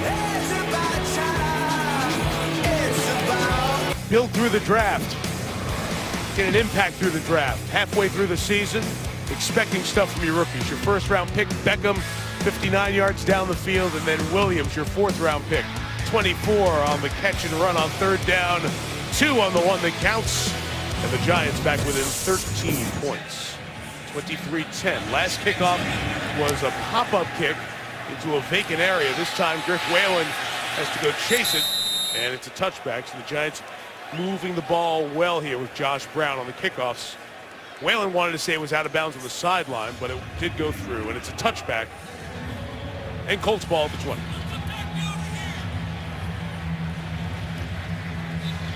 So back to Andrew Luck, and 45 plays, 8 runs. You can see why they throw it, though. And Andrew hasn't had his best night. He's missed some throws. Let's see if the Giants can continue to disguise their coverages.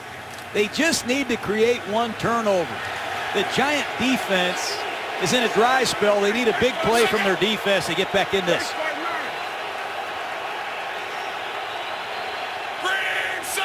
Wayne, the man in motion. Out of the eye, play pass for Luck, incomplete, as again he gets hit, and again it's Ayers. He has done some job tonight pressuring the quarterback, and now he's shaken up. They are bringing blitz after blitz. Andrew Luck goes down again. You see Ayers with a speed rush. Let's check on the former Volunteer. He had his left leg. We'll take a timeout. ESPN's Monday Night Football is brought to you by Nissan, innovation that excites. Dumb and Dumber 2, starring Jim Carrey and Jeff Daniels, in theaters November 14th. And NFL.com/now. Watch the biggest library of NFL videos anywhere, free. Went from the yellow sport jacket of ABC Sports to the yellow jacket of Pro Football Hall of Fame. Great to honor and great to see Mr. Monday Night Football, Frank Gifford, here tonight as part of the Michael Strahan tribute. Ayers walked off under his own power, 2nd and 10 for Andrew Luck and the Colts. Again, the pressure from the Giants. Bradshaw, the release valve. A lot of room for the ex-Giant and a gain of 22 to the 42. That time the Giants get caught in a disguise, and Andrew Luck read it like a book. They're going to show a weak side blitz. They get back to cover 2, but watch these 2 linebackers step up in there like they're going to blitz. They bail out of there and nobody covers. Ahmad Bradshaw. Blown coverage. Luck sees it. Big play. This kid can really play quarterback, Mike. Hard to believe. Just his 3rd year out of Stanford. This is 41st start. And so many intangibles to the table. Again, they'll go back to the air. Luck will roll it, throw it on the run, and wait it perfectly for Allen. First down, flag down, back behind the play at the 45-yard line.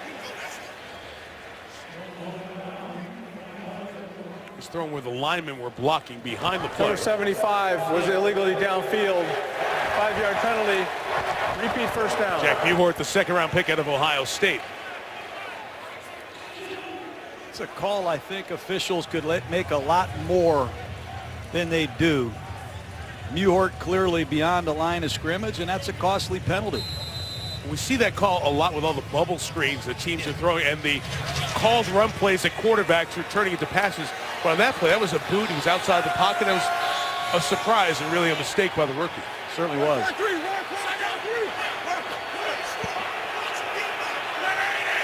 First and 50. Ayers back in. Pass is caught in the middle by Wayne. 44. It'll be 3rd and about 8. Well, these are the moments where you rely on your pass rush. We've honored Michael Strahan here tonight. They have their NASCAR package out there. Their 4 best pass rushers. They're all defensive ends. The Colts are passing on every single play. Let's see if the Giants can get there. I said 3rd, my mistake. 2nd and 8. Here comes Ayers again up the middle, and Luck couldn't stay in there and deliver as Ayers hits him one more time. He's having a sensational game here for the Giants.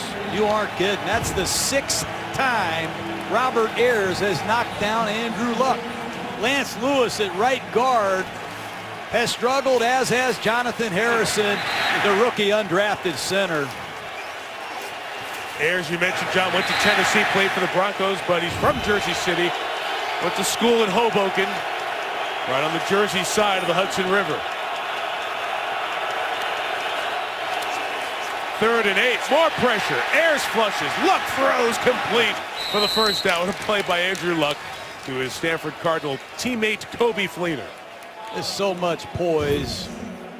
Another blitz. You're going to see Luck veer to his right and throw another bullet. It's a beautiful thing. Fleener against Jaquan Williams, who has really struggled tonight against the tight ends of these Indianapolis Colts. The pass took Andrew Luck over 300 yards. That is 7 consecutive games over 300. No surprise it happens halfway through the 3rd. When of 50 plays, 42 have been passes. 1 sack and 41 attempts. Back at it again. Free rusher. Able to keep the play alive, but there's nobody there. The question is, he out of the pocket? Giants screaming that should be intentional grounding. The officials come back together. Luck hates to take sacks. Makes such an effort to use the rules to his favor, but here they're going to get him. Well, Jaquan Williams, number 57, on a delayed blitz.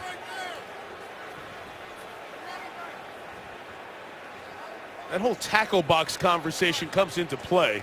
Might be down. Left knee might have been down. That would have to be There's no foul challenged. for intentional grounding on the play. The quarterback was out of the pocket, and the ball got beyond the line of scrimmage. Second down.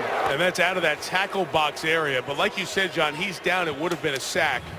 The question is, do the Giants challenge? They have tried to challenge earlier and were too late in getting the challenge flag down. Well, Kobe Fleener was wide open on a deep cross. It's a good thing Williams got there. It's 2nd and 10. We saw it last week, Luck trying to do that. And he ended up getting a safety as he tripped over his offensive lineman and tried to throw it from his backside. And that was called intentional grounding in the end zone and a safety. They do run with Bradshaw, who tries to cut it back into the middle and able to get some yardage out of that. Pick up 5 on a play that looks like it was going to be no gain. You know, when you throw the ball like the Colts throw it, you get the defense's best pressures, their best blitzes, game plan designer blitzes, disguises. You get the best coverage people. And it doesn't seem to faze Andrew Luck one bit. Nix is alone, bottom of the screen. Hilton and Wayne to the top, along with the tight end Allen. 3rd and 5, here come all the Giants. Again a free rusher, and again he stands in, and Wayne is free. Reggie Wayne to the end zone for the touchdown. Luck hangs in, finds Wayne. 2nd touchdown of this 3rd quarter for Indianapolis. That's one of the all-time great plays you'll see Andrew Luck or any quarterback make ever. Overload blitz at the bottom of the screen. He stands in there and throws a corner route to Reggie Wayne under heavy pressure. No fear. I mean, that's as good as it gets. Andrew Luck, a human shredder. Number 87 gets career touchdown number 82. Reggie Wayne to the end zone. Tremendous strength and fortitude by Luck. He takes so many, it's almost like he enjoys taking the hits from guys. He's quite something. He's thrown touchdown passes of 32, 31, and now 40 yards. This one to Wayne in Indianapolis, once again, up 19. 20.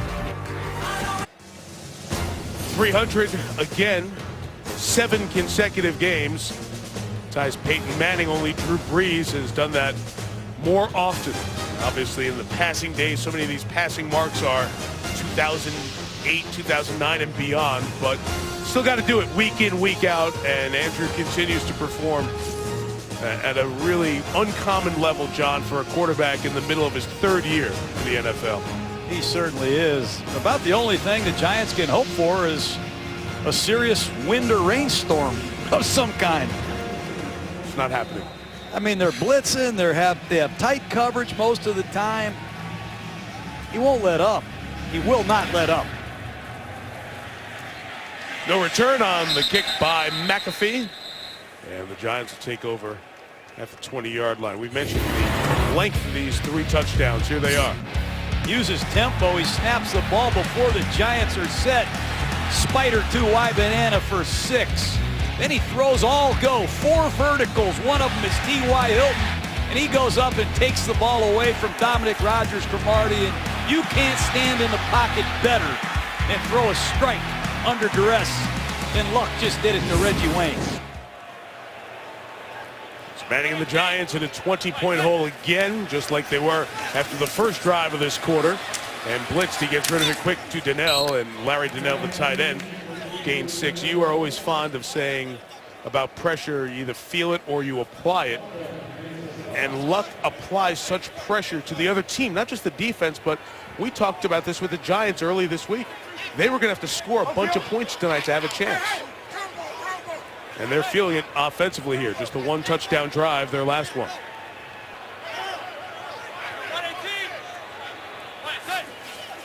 5.5 left in the 3rd. Manning back to Donnell to the back shoulder, covered by Vontae Davis. Back to your point, you know, I used to stand on the field against guys like Luck or Peyton Manning and come on, keep playing, keep playing. Then I started saying, play better, because you got to play great all the time against Luck. He's just that good. He's capable of dominating a football game with his decision-making, his athletic ability, and his toughness, and just passion to win. And you've said it. You would take him Number one. before anybody else. Not in the even league. close. 3rd and 4. Colts bring 5 for pressure. Manning hit as he throws. No whistle blown and picked up by Sergio Brown. Out of bounds at the 5. Brown stepped out at the 5. We'll go back and look at the entire The play. ruling on the field is a fumble recovered by the defense. Jonathan First down, Newsom, the Indianapolis. 5th round pick out of Ball State, knocks it free. Second time tonight, Mike. That's a fumble. No doubt. Empty hand comes through.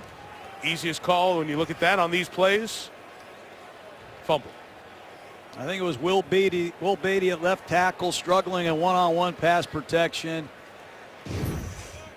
And this sets up Andrew Luck for the dagger here.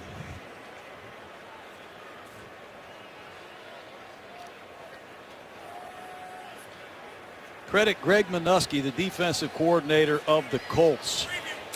He knows he's depleted. Eric Walden, Robert Mathis not here to rush the passer. They have to blitz to get home, and they have relied on these corners for the most part to shut down these young Giant receivers. Waiting to confirm the entirety of the play, because not only did you have the fumble, but also had Brown running to the end zone. And as soon as it is confirmed, that stat takes hold. Yet another game with a turnover for the Giants that has in fact been confirmed. So Newsom's second sack turns into the first turnover. The Giant fans are used to seeing that.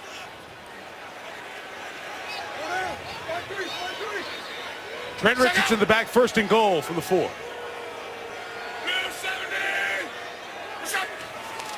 Richardson toss, leading the way is Costanzo, the tackle. Gain of a yard. Mike Patterson over there to make the tackle. They love that toss crack scheme. That time Antrell Roll misses a one-on-one tackle. And in these goal line situations, they get about as heavy a personnel grouping as you can get. Number 76, once again, Joe Reitz is checked into the game as an eligible receiver at tight end, right side of your screen. And 2 tailbacks in the game. Keep an eye on Bradshaw. He's at fullback.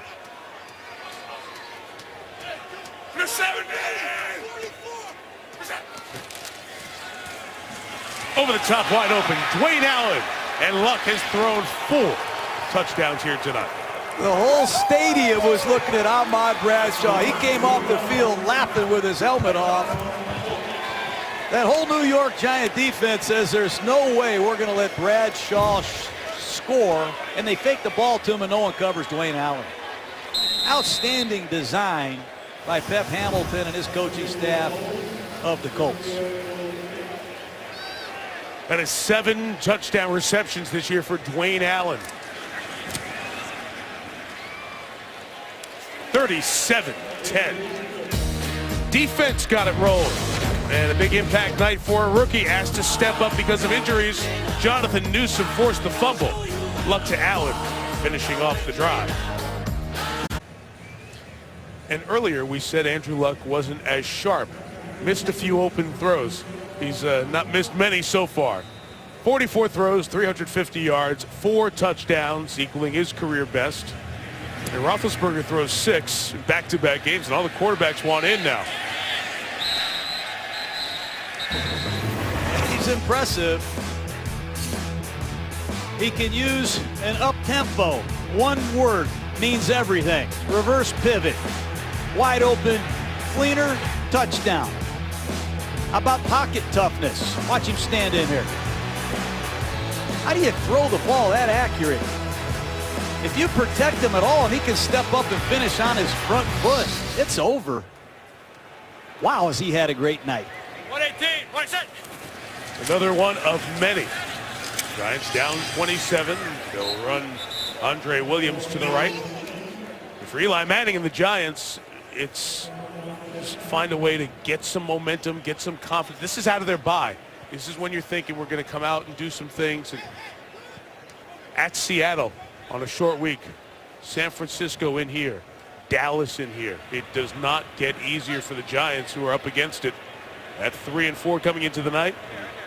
Staring 3-5 right in the face. Blitz up the middle by Jackson, picked up by the running back Williams. And the pass incomplete for Preston Parker.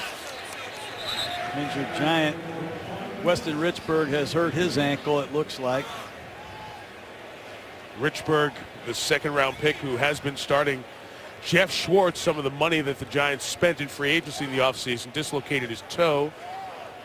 He was put on the injured reserve designated to return list. He started practicing this week. They have another 2 weeks to activate him. So Richburg thrown right in to be a starter.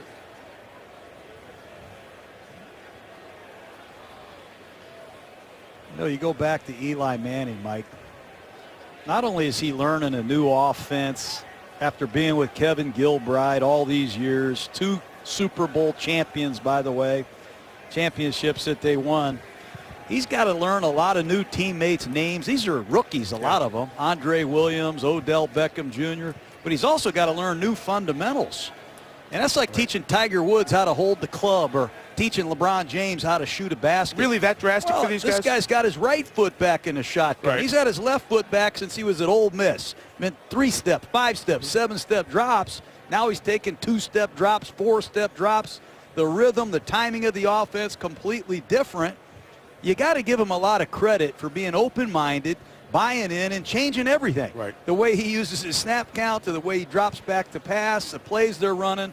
They're surrounding him with some young players that you really don't know. Well, think about this. 11 personnel. How good are they? Yeah, you've taught us 1 back, 1 tight end, 11 personnel. So when he has 3 receivers in the game and he sits in that huddle, he's got Beatty and Pugh, 2 tackles that were there with him last year, and Ruben Randall, the receiver. That's it. You think about it, tight ends have changed over. Donnell played briefly last year. The receiving core with injuries, and obviously Cruz's injury. Then you got Richburg, a second-round pick who was in front of him for 8 games. He's down and injured. There's a lot of change to this offense, and Eli's got to weather through this first significant upheaval of personnel for this Giants team. And Rashad Jennings, their good back, who came in here and had 375 yards, looked the part, has missed 3 games in a row. Victor Cruz, their leading receiver, out for the year. They have issues on offense, and I think personnel is the biggest issue right now on this team. The athletic training staff led by Ronnie Barnes, their head athletic trainer, still out there looking at Richburg's ankle and foot. Tom Coughlin comes out to show his concern as well. When you look at the Giants and talk about drafting and trying to make the changes, Williams, Beckham, Richburg all playing and contributing on this lineup tonight for the Giants. And it's really tough to see for Richburg, who started all 50 games of his Colorado State career, 45 of them at center. And was brought in here to be the guard as Schwartz got hurt with that toe injury during the preseason. Giants have seen way too much of this as well this season. Talked about that injury to Victor Cruz, the torn patella tendon in Philadelphia. And I don't know how much more Tom Coughlin can take over the last couple of years. The Giants have had as many injured players as anyone in the league, and 2 starters on the offensive line, your best receiver, your halfback, your middle linebacker, both nickel corners. Amukamara went out in the first half. Yep.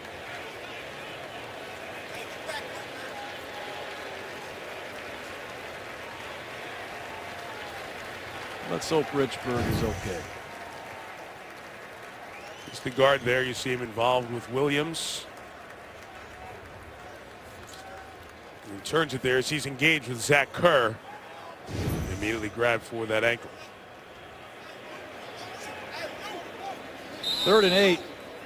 Giants have to get some help on Newsome, number 91 at the bottom of the screen. He has hit Eli twice. Adam recently. Snyder, John, is the new left guard, replacing Richburg. Manning throws complete. Preston Parker stopped at the 29, a yard shy of the first down by Bjorn Werner. Bjorn Werner's a defensive end, and on that zone blitz, he dropped into coverage and became a linebacker. And as you run a shallow cross, look out for Bjorn Werner, because he will sting you. That's why you got to read through the far sideline when you run a shallow cross. And if there's a man wearing another jersey, you better sit down.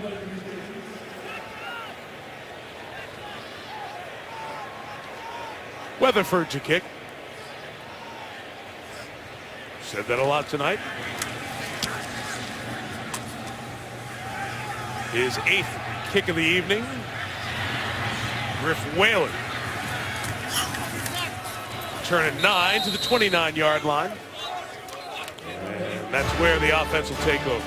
Saturday night on your ABC station, Ohio State in East Lansing to take on the Spartans of Michigan State. Really, John, I'd say that the winner of that game remains the one Big Ten team alive for a spot in the Final Four of the college football playoff. So Chris Fowler and Kirk Herbstreit, the whole game day crew will be up there, and those guys will have the primetime game for you. 8 Eastern on your ABC station.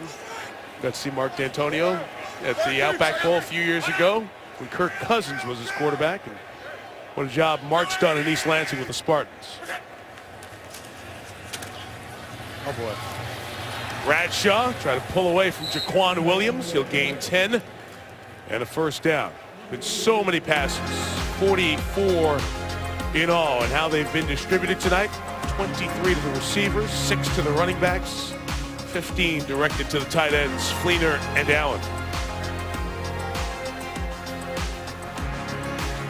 They're very hard to defend, John, and the question, and we can explore this as we go through the fourth quarter, is their defense good enough against the best in the AFC to be the best in the AFC? They have and continue to show this top scoring team in the NFL an elite offense.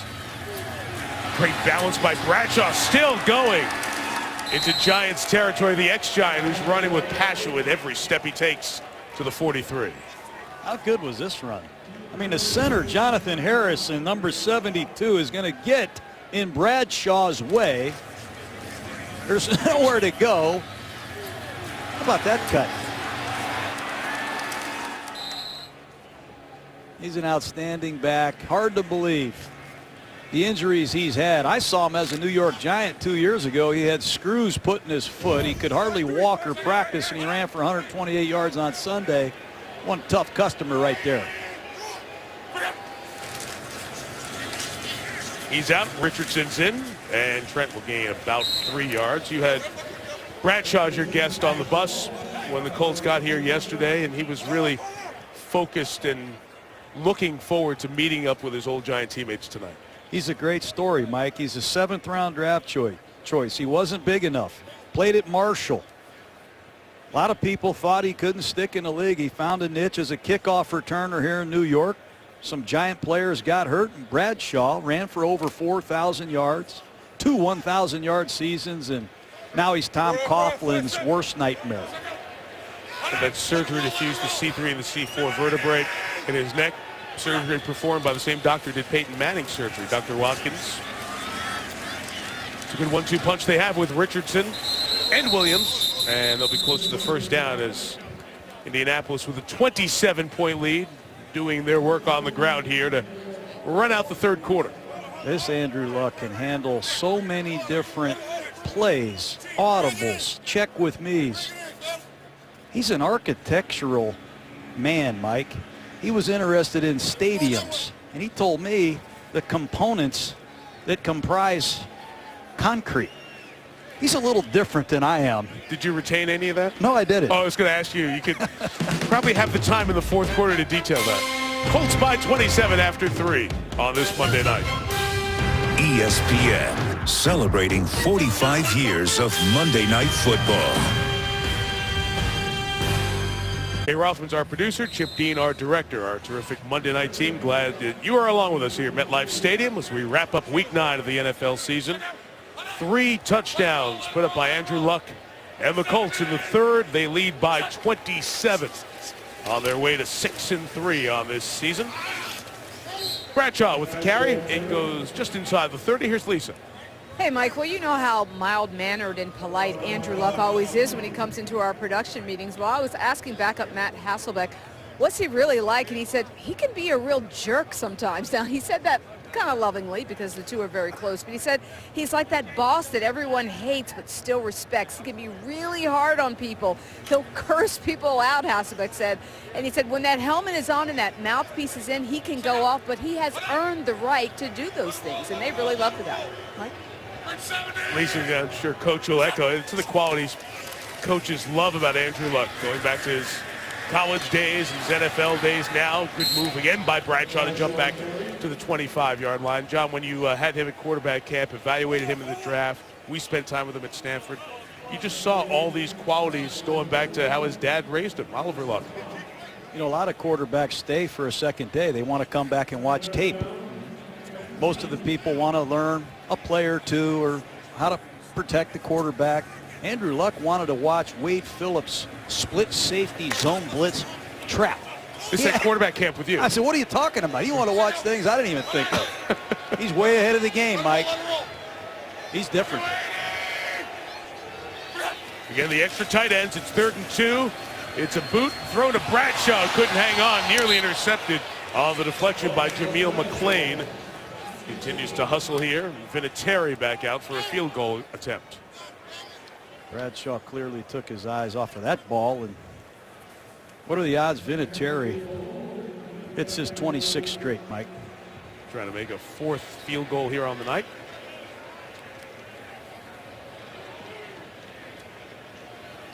He's made 467 field goals in his career.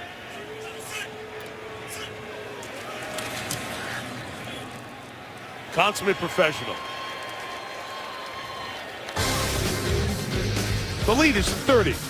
Minute and a half into the 4th. Colts, bad last time out, look great tonight. ESPN's Monday Night Football is brought to you by Autotrader.com. Land a great deal on your perfect car at Autotrader.com. ESPNFanshop.com, powered by Dick's Sporting Goods. And AT&T, mobilizing your world. Such an awesome city. Bright lights of New York. A few miles away across the Hudson River, 9 miles west, East Rutherford, New Jersey. No return for Cox as McAfee continues his outstanding kickoff season. Jerry Reese is the general manager of the Giants, and when you have a franchise quarterback paid this much, about 15% of your cap, everything else has to work. And the next highest paid players on the Giants, injuries or retirements like Snee and Boss, who still count towards the cap. 3 of those players on IR. And then the draft picks, they better hit because those are the affordable pieces when you pay a quarterback so much. Nix and Syntham no longer on the team. Linval Joseph, Marvin Austin didn't pan out very much. David Wilson had talent but had his injury issues and forced to retire after only a couple of seasons. And that's why we continue to discuss, John, the personnel that this team has. And Jerry Reese trying to piece together a team of young players and really turn over this roster as we go through the rest of the season. And at the end of this year, they have to make a decision on Jason Pierre-Paul and Trell Roll. A lot of unfinished business, but this will be their 3rd straight defeat, and they haven't really looked good in any of the 3.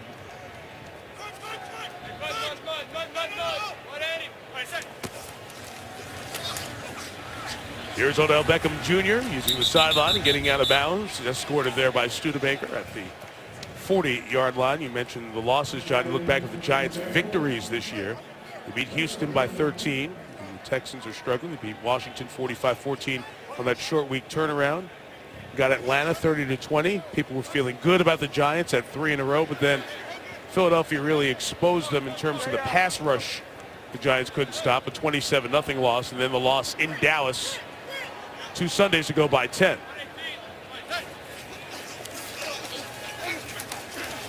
Eli is flushed and gets rid of it. And the tackle box would be the call if it's no intentional grounding. The 2 officials off to discuss that. And we mentioned the gauntlet of this schedule that the Giants have had. Philly, Dallas, then Indy here tonight. To Seattle, San Francisco. Hard to figure what's going on with the 49ers now. Hard to and figure Dallas. out what's going on in this league. I know. If you want to be honest, you don't know what to expect. How about the Colts? They gave up 650 yards last week. They look like the 75 Steelers tonight.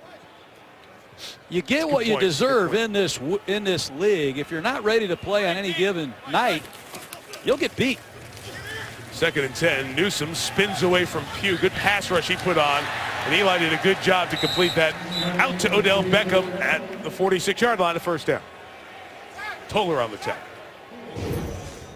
You see the athletic ability of Beckham. How about that release? He can play the ball in flight. He's just a young player getting started. Hard to believe Eli Manning is surrounded with this much youth. You're so right, John. The inexperience around him. You compare all the veterans that are around Peyton Manning, his brother. Hillis snowed under from behind. And once again, Jonathan Newsom. Oh, you look out there. Daniel Fells, number 85, one of his tight ends, was out of football last year. Here's Andre Williams. He's a rookie. Beckham's a rookie. Larry Donnell was a quarterback at Grambling. He's making the conversion to tight end. And he was undrafted. It's just not a lot of support for a two-time world champion quarterback. It has been Eli and Tom Coughlin through thick and thin. That time the ball comes out. It's free. And fallen on by the center, J.D. Walton. Zach Kerr, another one of the Colts rookies, able to knock it away. And Eli looking at that right hand. I think it's time for Ryan Nassib and a couple backup quarterbacks in this football game. Indianapolis continues the blitz. We've said it all night. The corners of the Colts have dominated this game. There's nowhere for Eli to go, and that ball's out. Zach Kerr, undrafted player from Delaware, having a nice start to his career. 3rd and 16, Beckham. Odell's mom was a track coach at Nicholls State, was a track All-American at LSU. She finished the New York City Marathon yesterday, Heather Van Norman, 4 hours and 23 minutes. Odell very proud of his mom, who will call with real, legitimate feedback for her son about how he's running and how he's accelerating in his burst. Certainly great genes there. 4th and 5, Giants will go for it.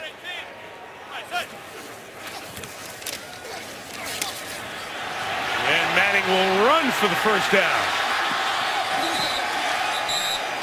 And these Giants fans who have remained are happy with a gain of 18.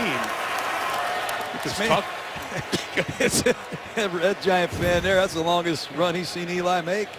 There's the marathon. It's not related to Eli's run, but there is Odell Beckham Jr.'s mom, Heather Van Norman. Look at our crew getting a shot of her from the TCS New York City Marathon, completing it 4:25:37. One of the great New York weekends, marathon weekend, and on the heels of that, Eli with his longest run of the year. Ruben Randall goes up and makes a play inside the 5 at the 4-yard line. Vontae Davis finally gave up a completion tonight. Tight man-to-man coverage, and you got to credit Ruben Randall with some great concentration.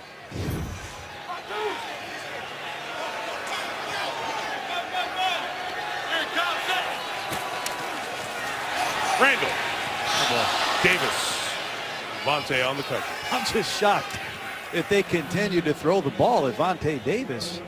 Normally you have a scouting report and they say, hey, number 21 is their best bump and run corner, and you work the other side. Very good fit he has been in this defense. Here with the Colts in a couple of years, they really just like what he has allowed them to do in so many other places and gave him a contract commensurate with that ability here this year. 4 years, $39 million in the offseason. It'll be Donnell at the top of the screen. That's their go-to target.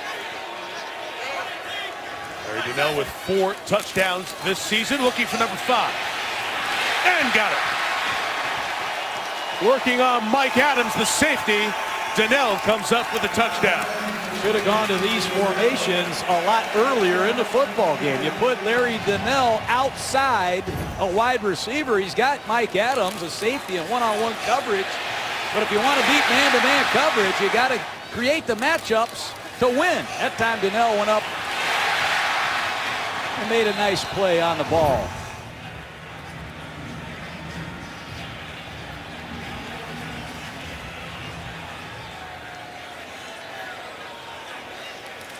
Josh Brown's extra point, 40-17, 23-point game, 8:55 left. And if you stayed up, if you have Eli or Larry Donnell on your fantasy team, you're rewarded.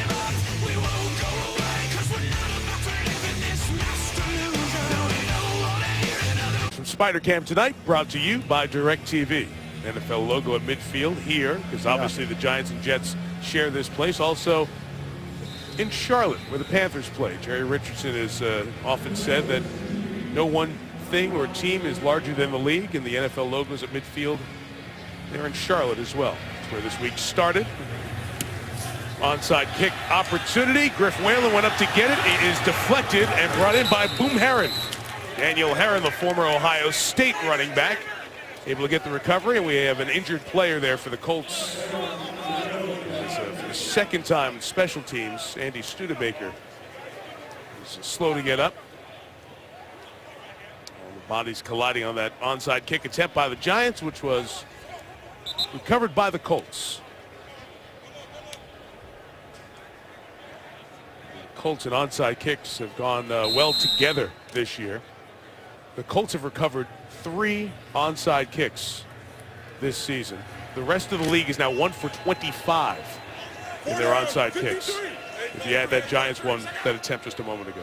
You're an amazing person. It's 40-17. If it's here, it's getting on. Herron, who recovered it with the carry for 2 yards. John, you were talking about this week. Sometimes the draft falls for you, sometimes it doesn't. And with quarterbacks especially, think about the Montana to Young era in San Francisco. Not the smoothest transition, but the talent and the championships followed. Favre to Rodgers, we saw that firsthand, again, through the stress of when it was going to be handed off, and they had success. You talk about Indianapolis being in the right place at the right time when the #1 pick was there, and a Hall of Fame quarterback, and as good as we have in the game right now. There's a lot of luck involved in this draft, by the way, Mike.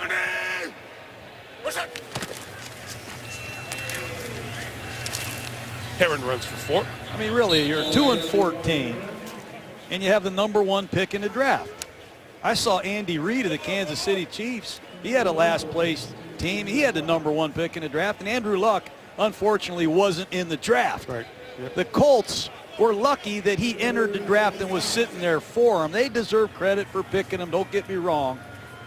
And there's Grigson right there. He's done a heck of a job here. He deserves credit for drafting Luck, but Andrew Luck only comes along once every 5 or 10 or 20 years. Or in a lifetime, maybe. And Indianapolis getting that with Peyton Manning. When the choice that Bill Polian had to make and the rest of the staff was either Manning or Ryan Leaf. Steal it from you. Herron to the left. He'll be pulled down. But Jameel McClain continues to play hard for these Giants in a 23-point game. I'll say this about the Colts.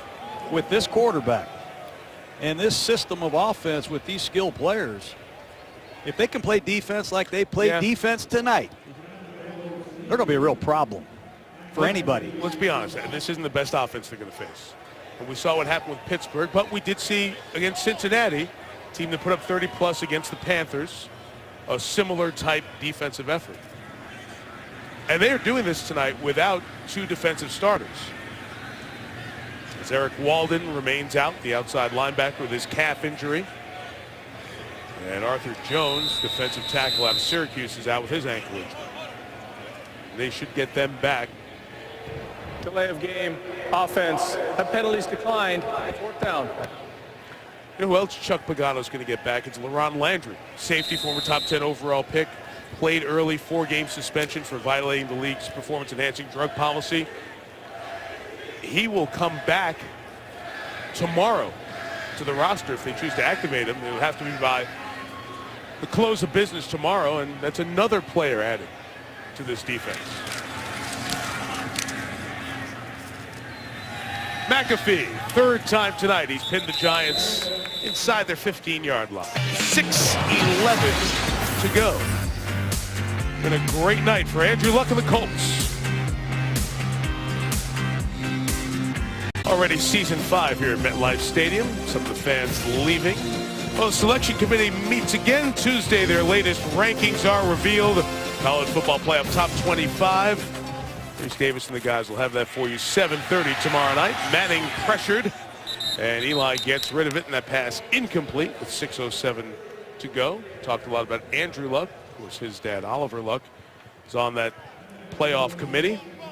And Archie Manning was on too, but Archie's going to have surgery here coming up this week, and we send Archie our best wishes. No doubt.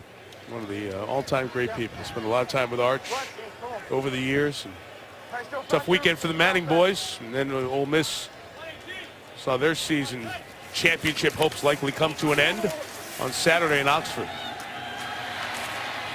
The pass is complete to another young Giant, Corey Washington, the rookie out of Newberry College, who had a tremendous preseason. Really splashed, as you would say, John, with 4 touchdowns and 10 catches in the preseason. And he steps up and gets his first grab here. Well, he looks the part. Looked good on the practice field. Another young player that they're developing. Washington has played only 24 offensive snaps this year.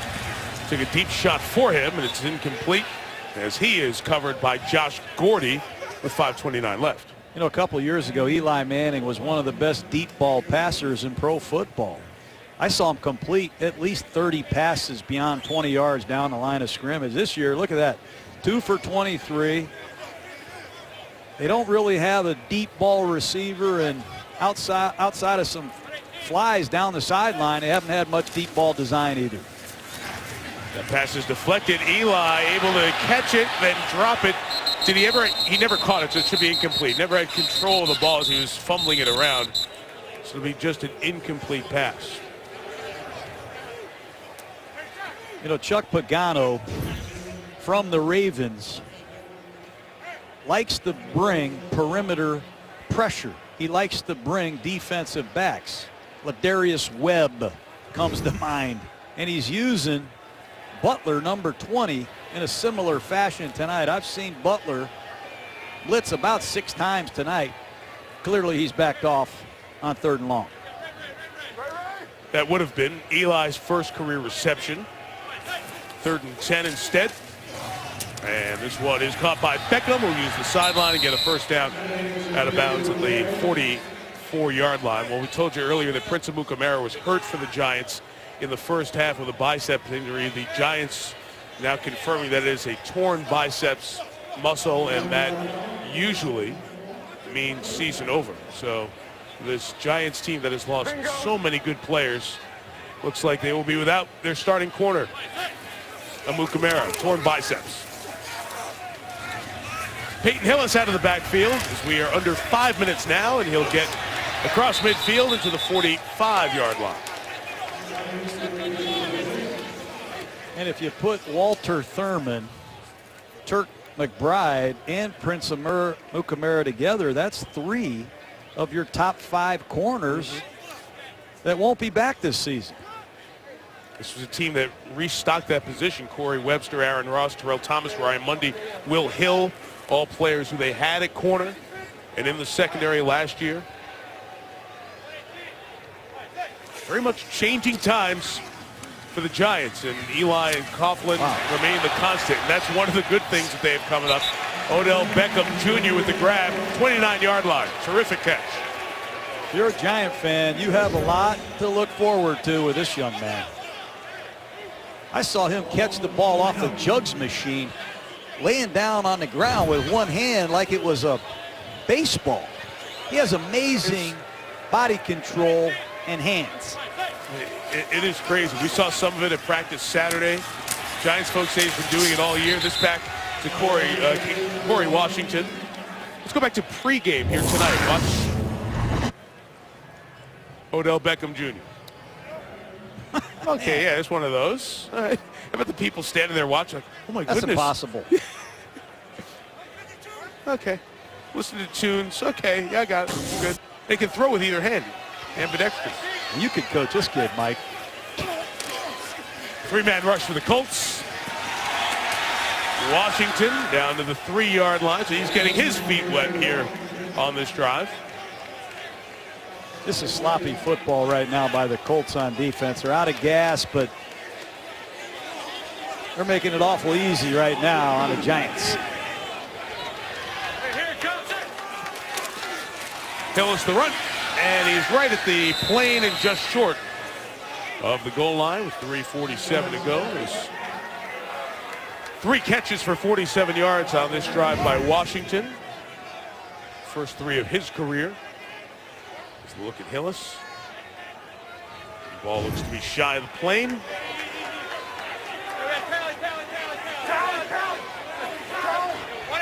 Empty out the backfield here. And throw it to the rookie. And Washington has his first Giants touchdown. What he did all preseason. He was their high point fade receiver. Even won a game for him late in the preseason. This time it's backup corner number 27, Josh Gordy. And Eli Manning has another touchdown pass. Got to credit Eli for finishing like a Manning. He was knocked around a lot early, but he hasn't quit. Could get it to a 16.2 score game with 3:19 to go.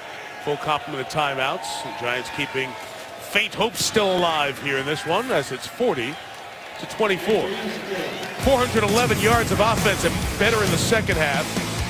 Some of them easier to come by because of the score, but a couple of touchdowns for Manning. Philadelphia next week, and we will see LaShawn McCoy and the Eagles. His quarterback will be Mark Sanchez as Nick Foles is out for 4 to 6 weeks with his clavicle injury. And Cam Newton and the Panthers, their offense has to get going. They did not look very good against New Orleans. They've struggled offensively the last few games. Panthers and Eagles, Monday Night Countdown. Susie and the crew get you going there from Philadelphia at 6 Eastern, and then we'll be with you at 8:15 Eastern. Giants tried an onside kick last time. A little pooch kick to the vacant space here. Get lucky on the bounce, and T.Y. Hilton falls on it at the 25-yard line. So the Colts will take over with Andrew Luck back in one more time.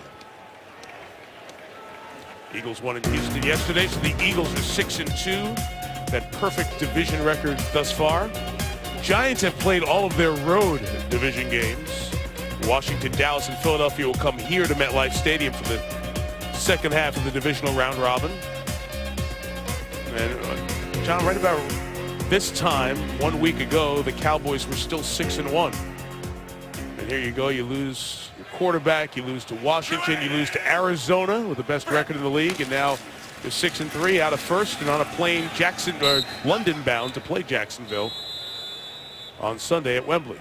Giants take a timeout after the Heron run here with 3:13 to go.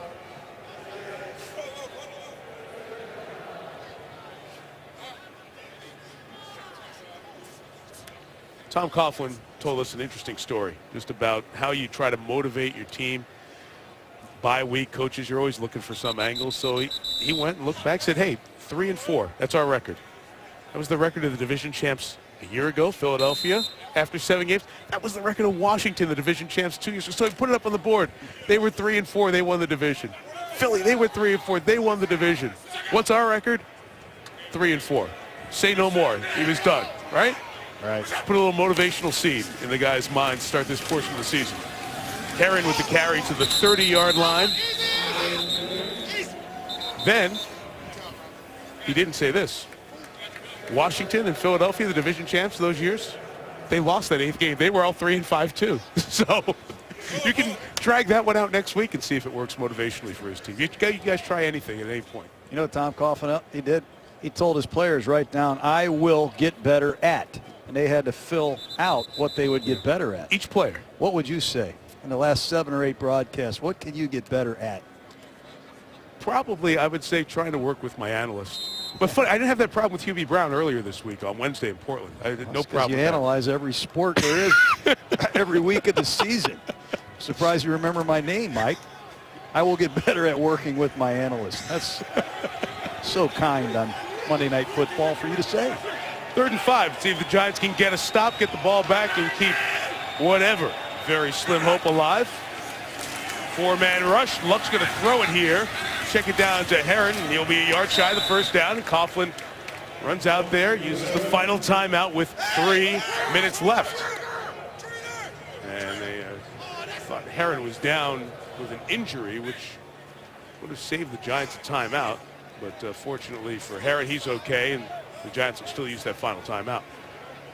Well, if you're the Giants with Odell Beckham back here to return this punt, I'm going to try to get a great hold up and set up a return. Or will Tom Coughlin go with an all-out block? One of the two. They're going to need a big play from their special teams and another quick strike from Eli Manning. And I've been done in before by these Mannings. Beckham stands back at his 20. Pat McAfee having an all-pro punting season. Kicks it away. And it bounces out of bounds. Beckham couldn't get to it. It's out of bounds at the 32-yard line with 2:52 to go. And in checks Vontae Davis and Greg Toller, the starting corners. Chuck Pagano has seen enough of his backups. Corey Redding, Ricky Jean-Francois back in the game. Colts want to close out Eli Manning and his Giant offense right now. Out of timeouts, 2:52 to go, 16-point game. Manning will take a shot, and it's broken up. Tremendous play coming over by the safety, Sergio Brown, as Kevin Ogletree, who has not played much for the Giants, checks in. It's good deep ball range by Sergio Brown, helping out Greg Toller. All these defensive backs in Indianapolis come from other teams. Brown, a former Patriot. Adams has been all over. Darius Butler, his third team. Toller, a former Arizona Cardinal. And Vontae Davis has been with the Miami Dolphins. But look in that huddle, Mike. Corey Redding, been around the league. Lions and Ravens. DeQuell Jackson came over from the Cleveland Browns. Ricky Jean-Francois from the 49ers. I think Jorn Werner is the only Colt drafted by Indianapolis playing on their starting defense. Of the Colts' 53-man roster, John, 16 of those players were drafted. That, along with Tampa, is the fewest in the league. 3rd and 10. Manning throws for Larry Donnell, and it's broken up by Sergio Brown. That'll bring us to 4th down. These starters have had a great night. The statistics will say that the Giants have a lot of yards, but they don't have a lot of yards against the starters of the Indianapolis Colts. Back-to-back plays by Sergio Brown. Going to make it hard for LaRon Landry to get his job back, Mike. Only halfway through the season. It's great to have some depth. The Colts go into their bye. And then Tom Brady and company come to the Circle City. 4th down. It's short, gonna have to run for it with Beckham, and he won't get there. Shy of the sticks, Vontae Davis makes the play.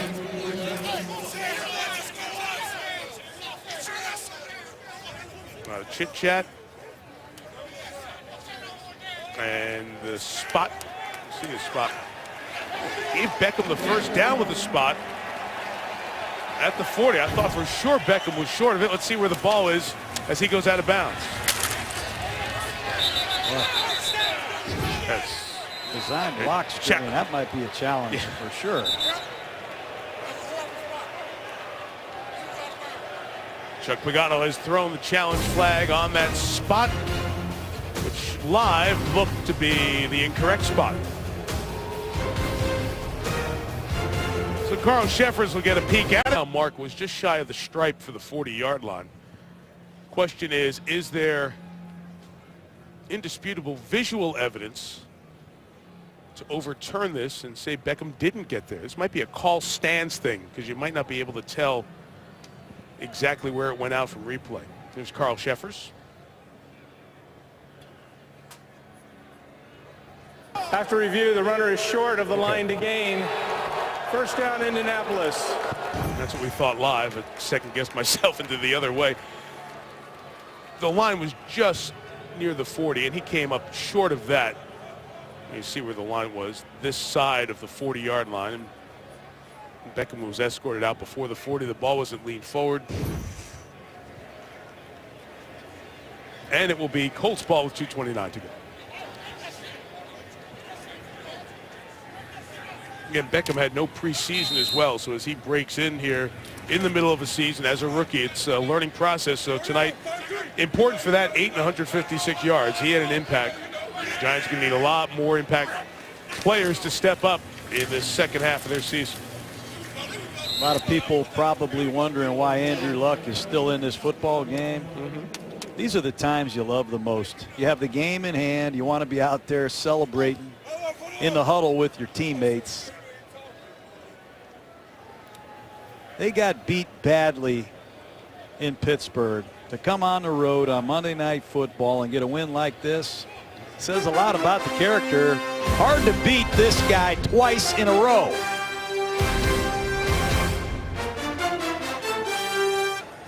Hi, folks. Steve Levy in once again for Stuart Scott. Quite the bounce-back effort tonight by the Indianapolis Colts. Coming up, the GMC post-game report. We'll talk it over with Steve Young, Trent Dilfer, and Ray Lewis. We'll break down the game, highlights, analysis, and reaction. The fellas will have their rants of the week around the NFL. And Week 9, the top plays will count them down to top 10. All coming up on SportsCenter immediately following the game. Upstairs to Mike and John. Fellas? All right, Leaves, thank you. We will see you shortly. Daniel Herron looked right, came back left, slide down, and he'll keep going. Just slide down there just around the 20-yard line. And that should do it. No, they have a flag down back behind the play. I beg your pardon. Didn't see that'll be a hold against the Colts. Herron just sliding down because all the Colts needed to do is Holding. take 3 knees. Number 72 offense, 10-yard penalty. Second down. And not run another play. Jonathan Harrison, rookie undrafted center, has been a big story. They've had a lot of different centers this year. Caleb Holmes got hurt in the preseason. Then I don't know who I saw. A.Q. Shipley. A.Q. Shipley. Right. I've seen Jack Muhort play center in the preseason. Now it's Harrison. Started a lot of games for the University of Florida, and he shows a lot of poise for a rookie. Second and 20 with Herron.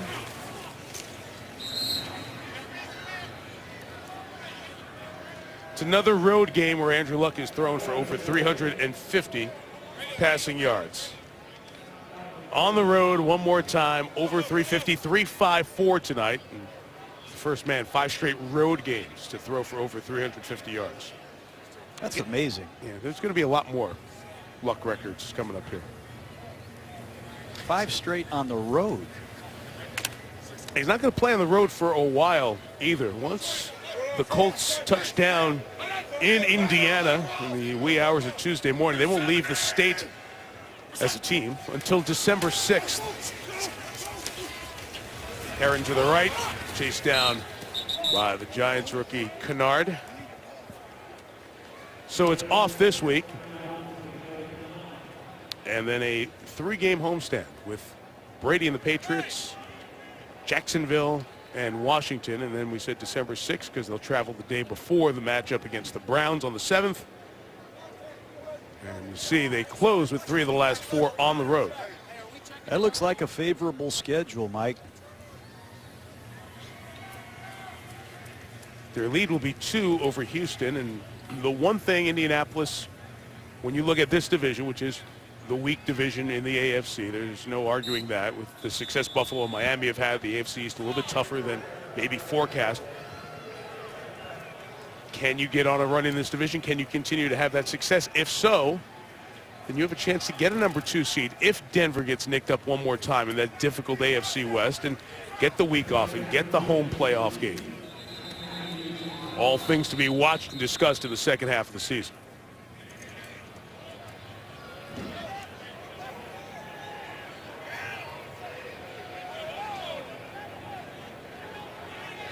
Fourth down, and McAfee will punt. On a historically bad night for the Giants. Beckham went to touch it, and it will be a touchback. There's no possession gain there, so no touchback, no safety, as the player was trying to say, from the Colts. And 7 seconds remain. So the Giants, John, give up 443 yards and 40 points here tonight. That combo of giving up 40 points and 440 yards in a home game. Didn't happen in this stadium. Didn't happen in the Meadowlands Giant Stadium. Didn't happen at Yankee Stadium. Have to go back to the Polo Grounds. And when the Cardinals, on their journey across the country, were in Chicago. Last time it's been this bad. 66 years ago. Ryan Nassib, in his second year out of Syracuse, comes in with 7 seconds left. He enters his 3rd game of the season. He'll hand off to Cox. This will be cosmetic for the stats. This one is over. Indianapolis with an impressive victory to up the record to 6-3. Andrew Luck gets his first Monday night win. Threw for 4 touchdowns and 354 yards. Giants fall to 3-5, and they are bound for Seattle. GMC postgame on SportsCenter is next with John Gruden, Lisa Salters, and our Monday night team. Mike Tirico saying so long from MetLife Stadium. Our coverage continues on SportsCenter.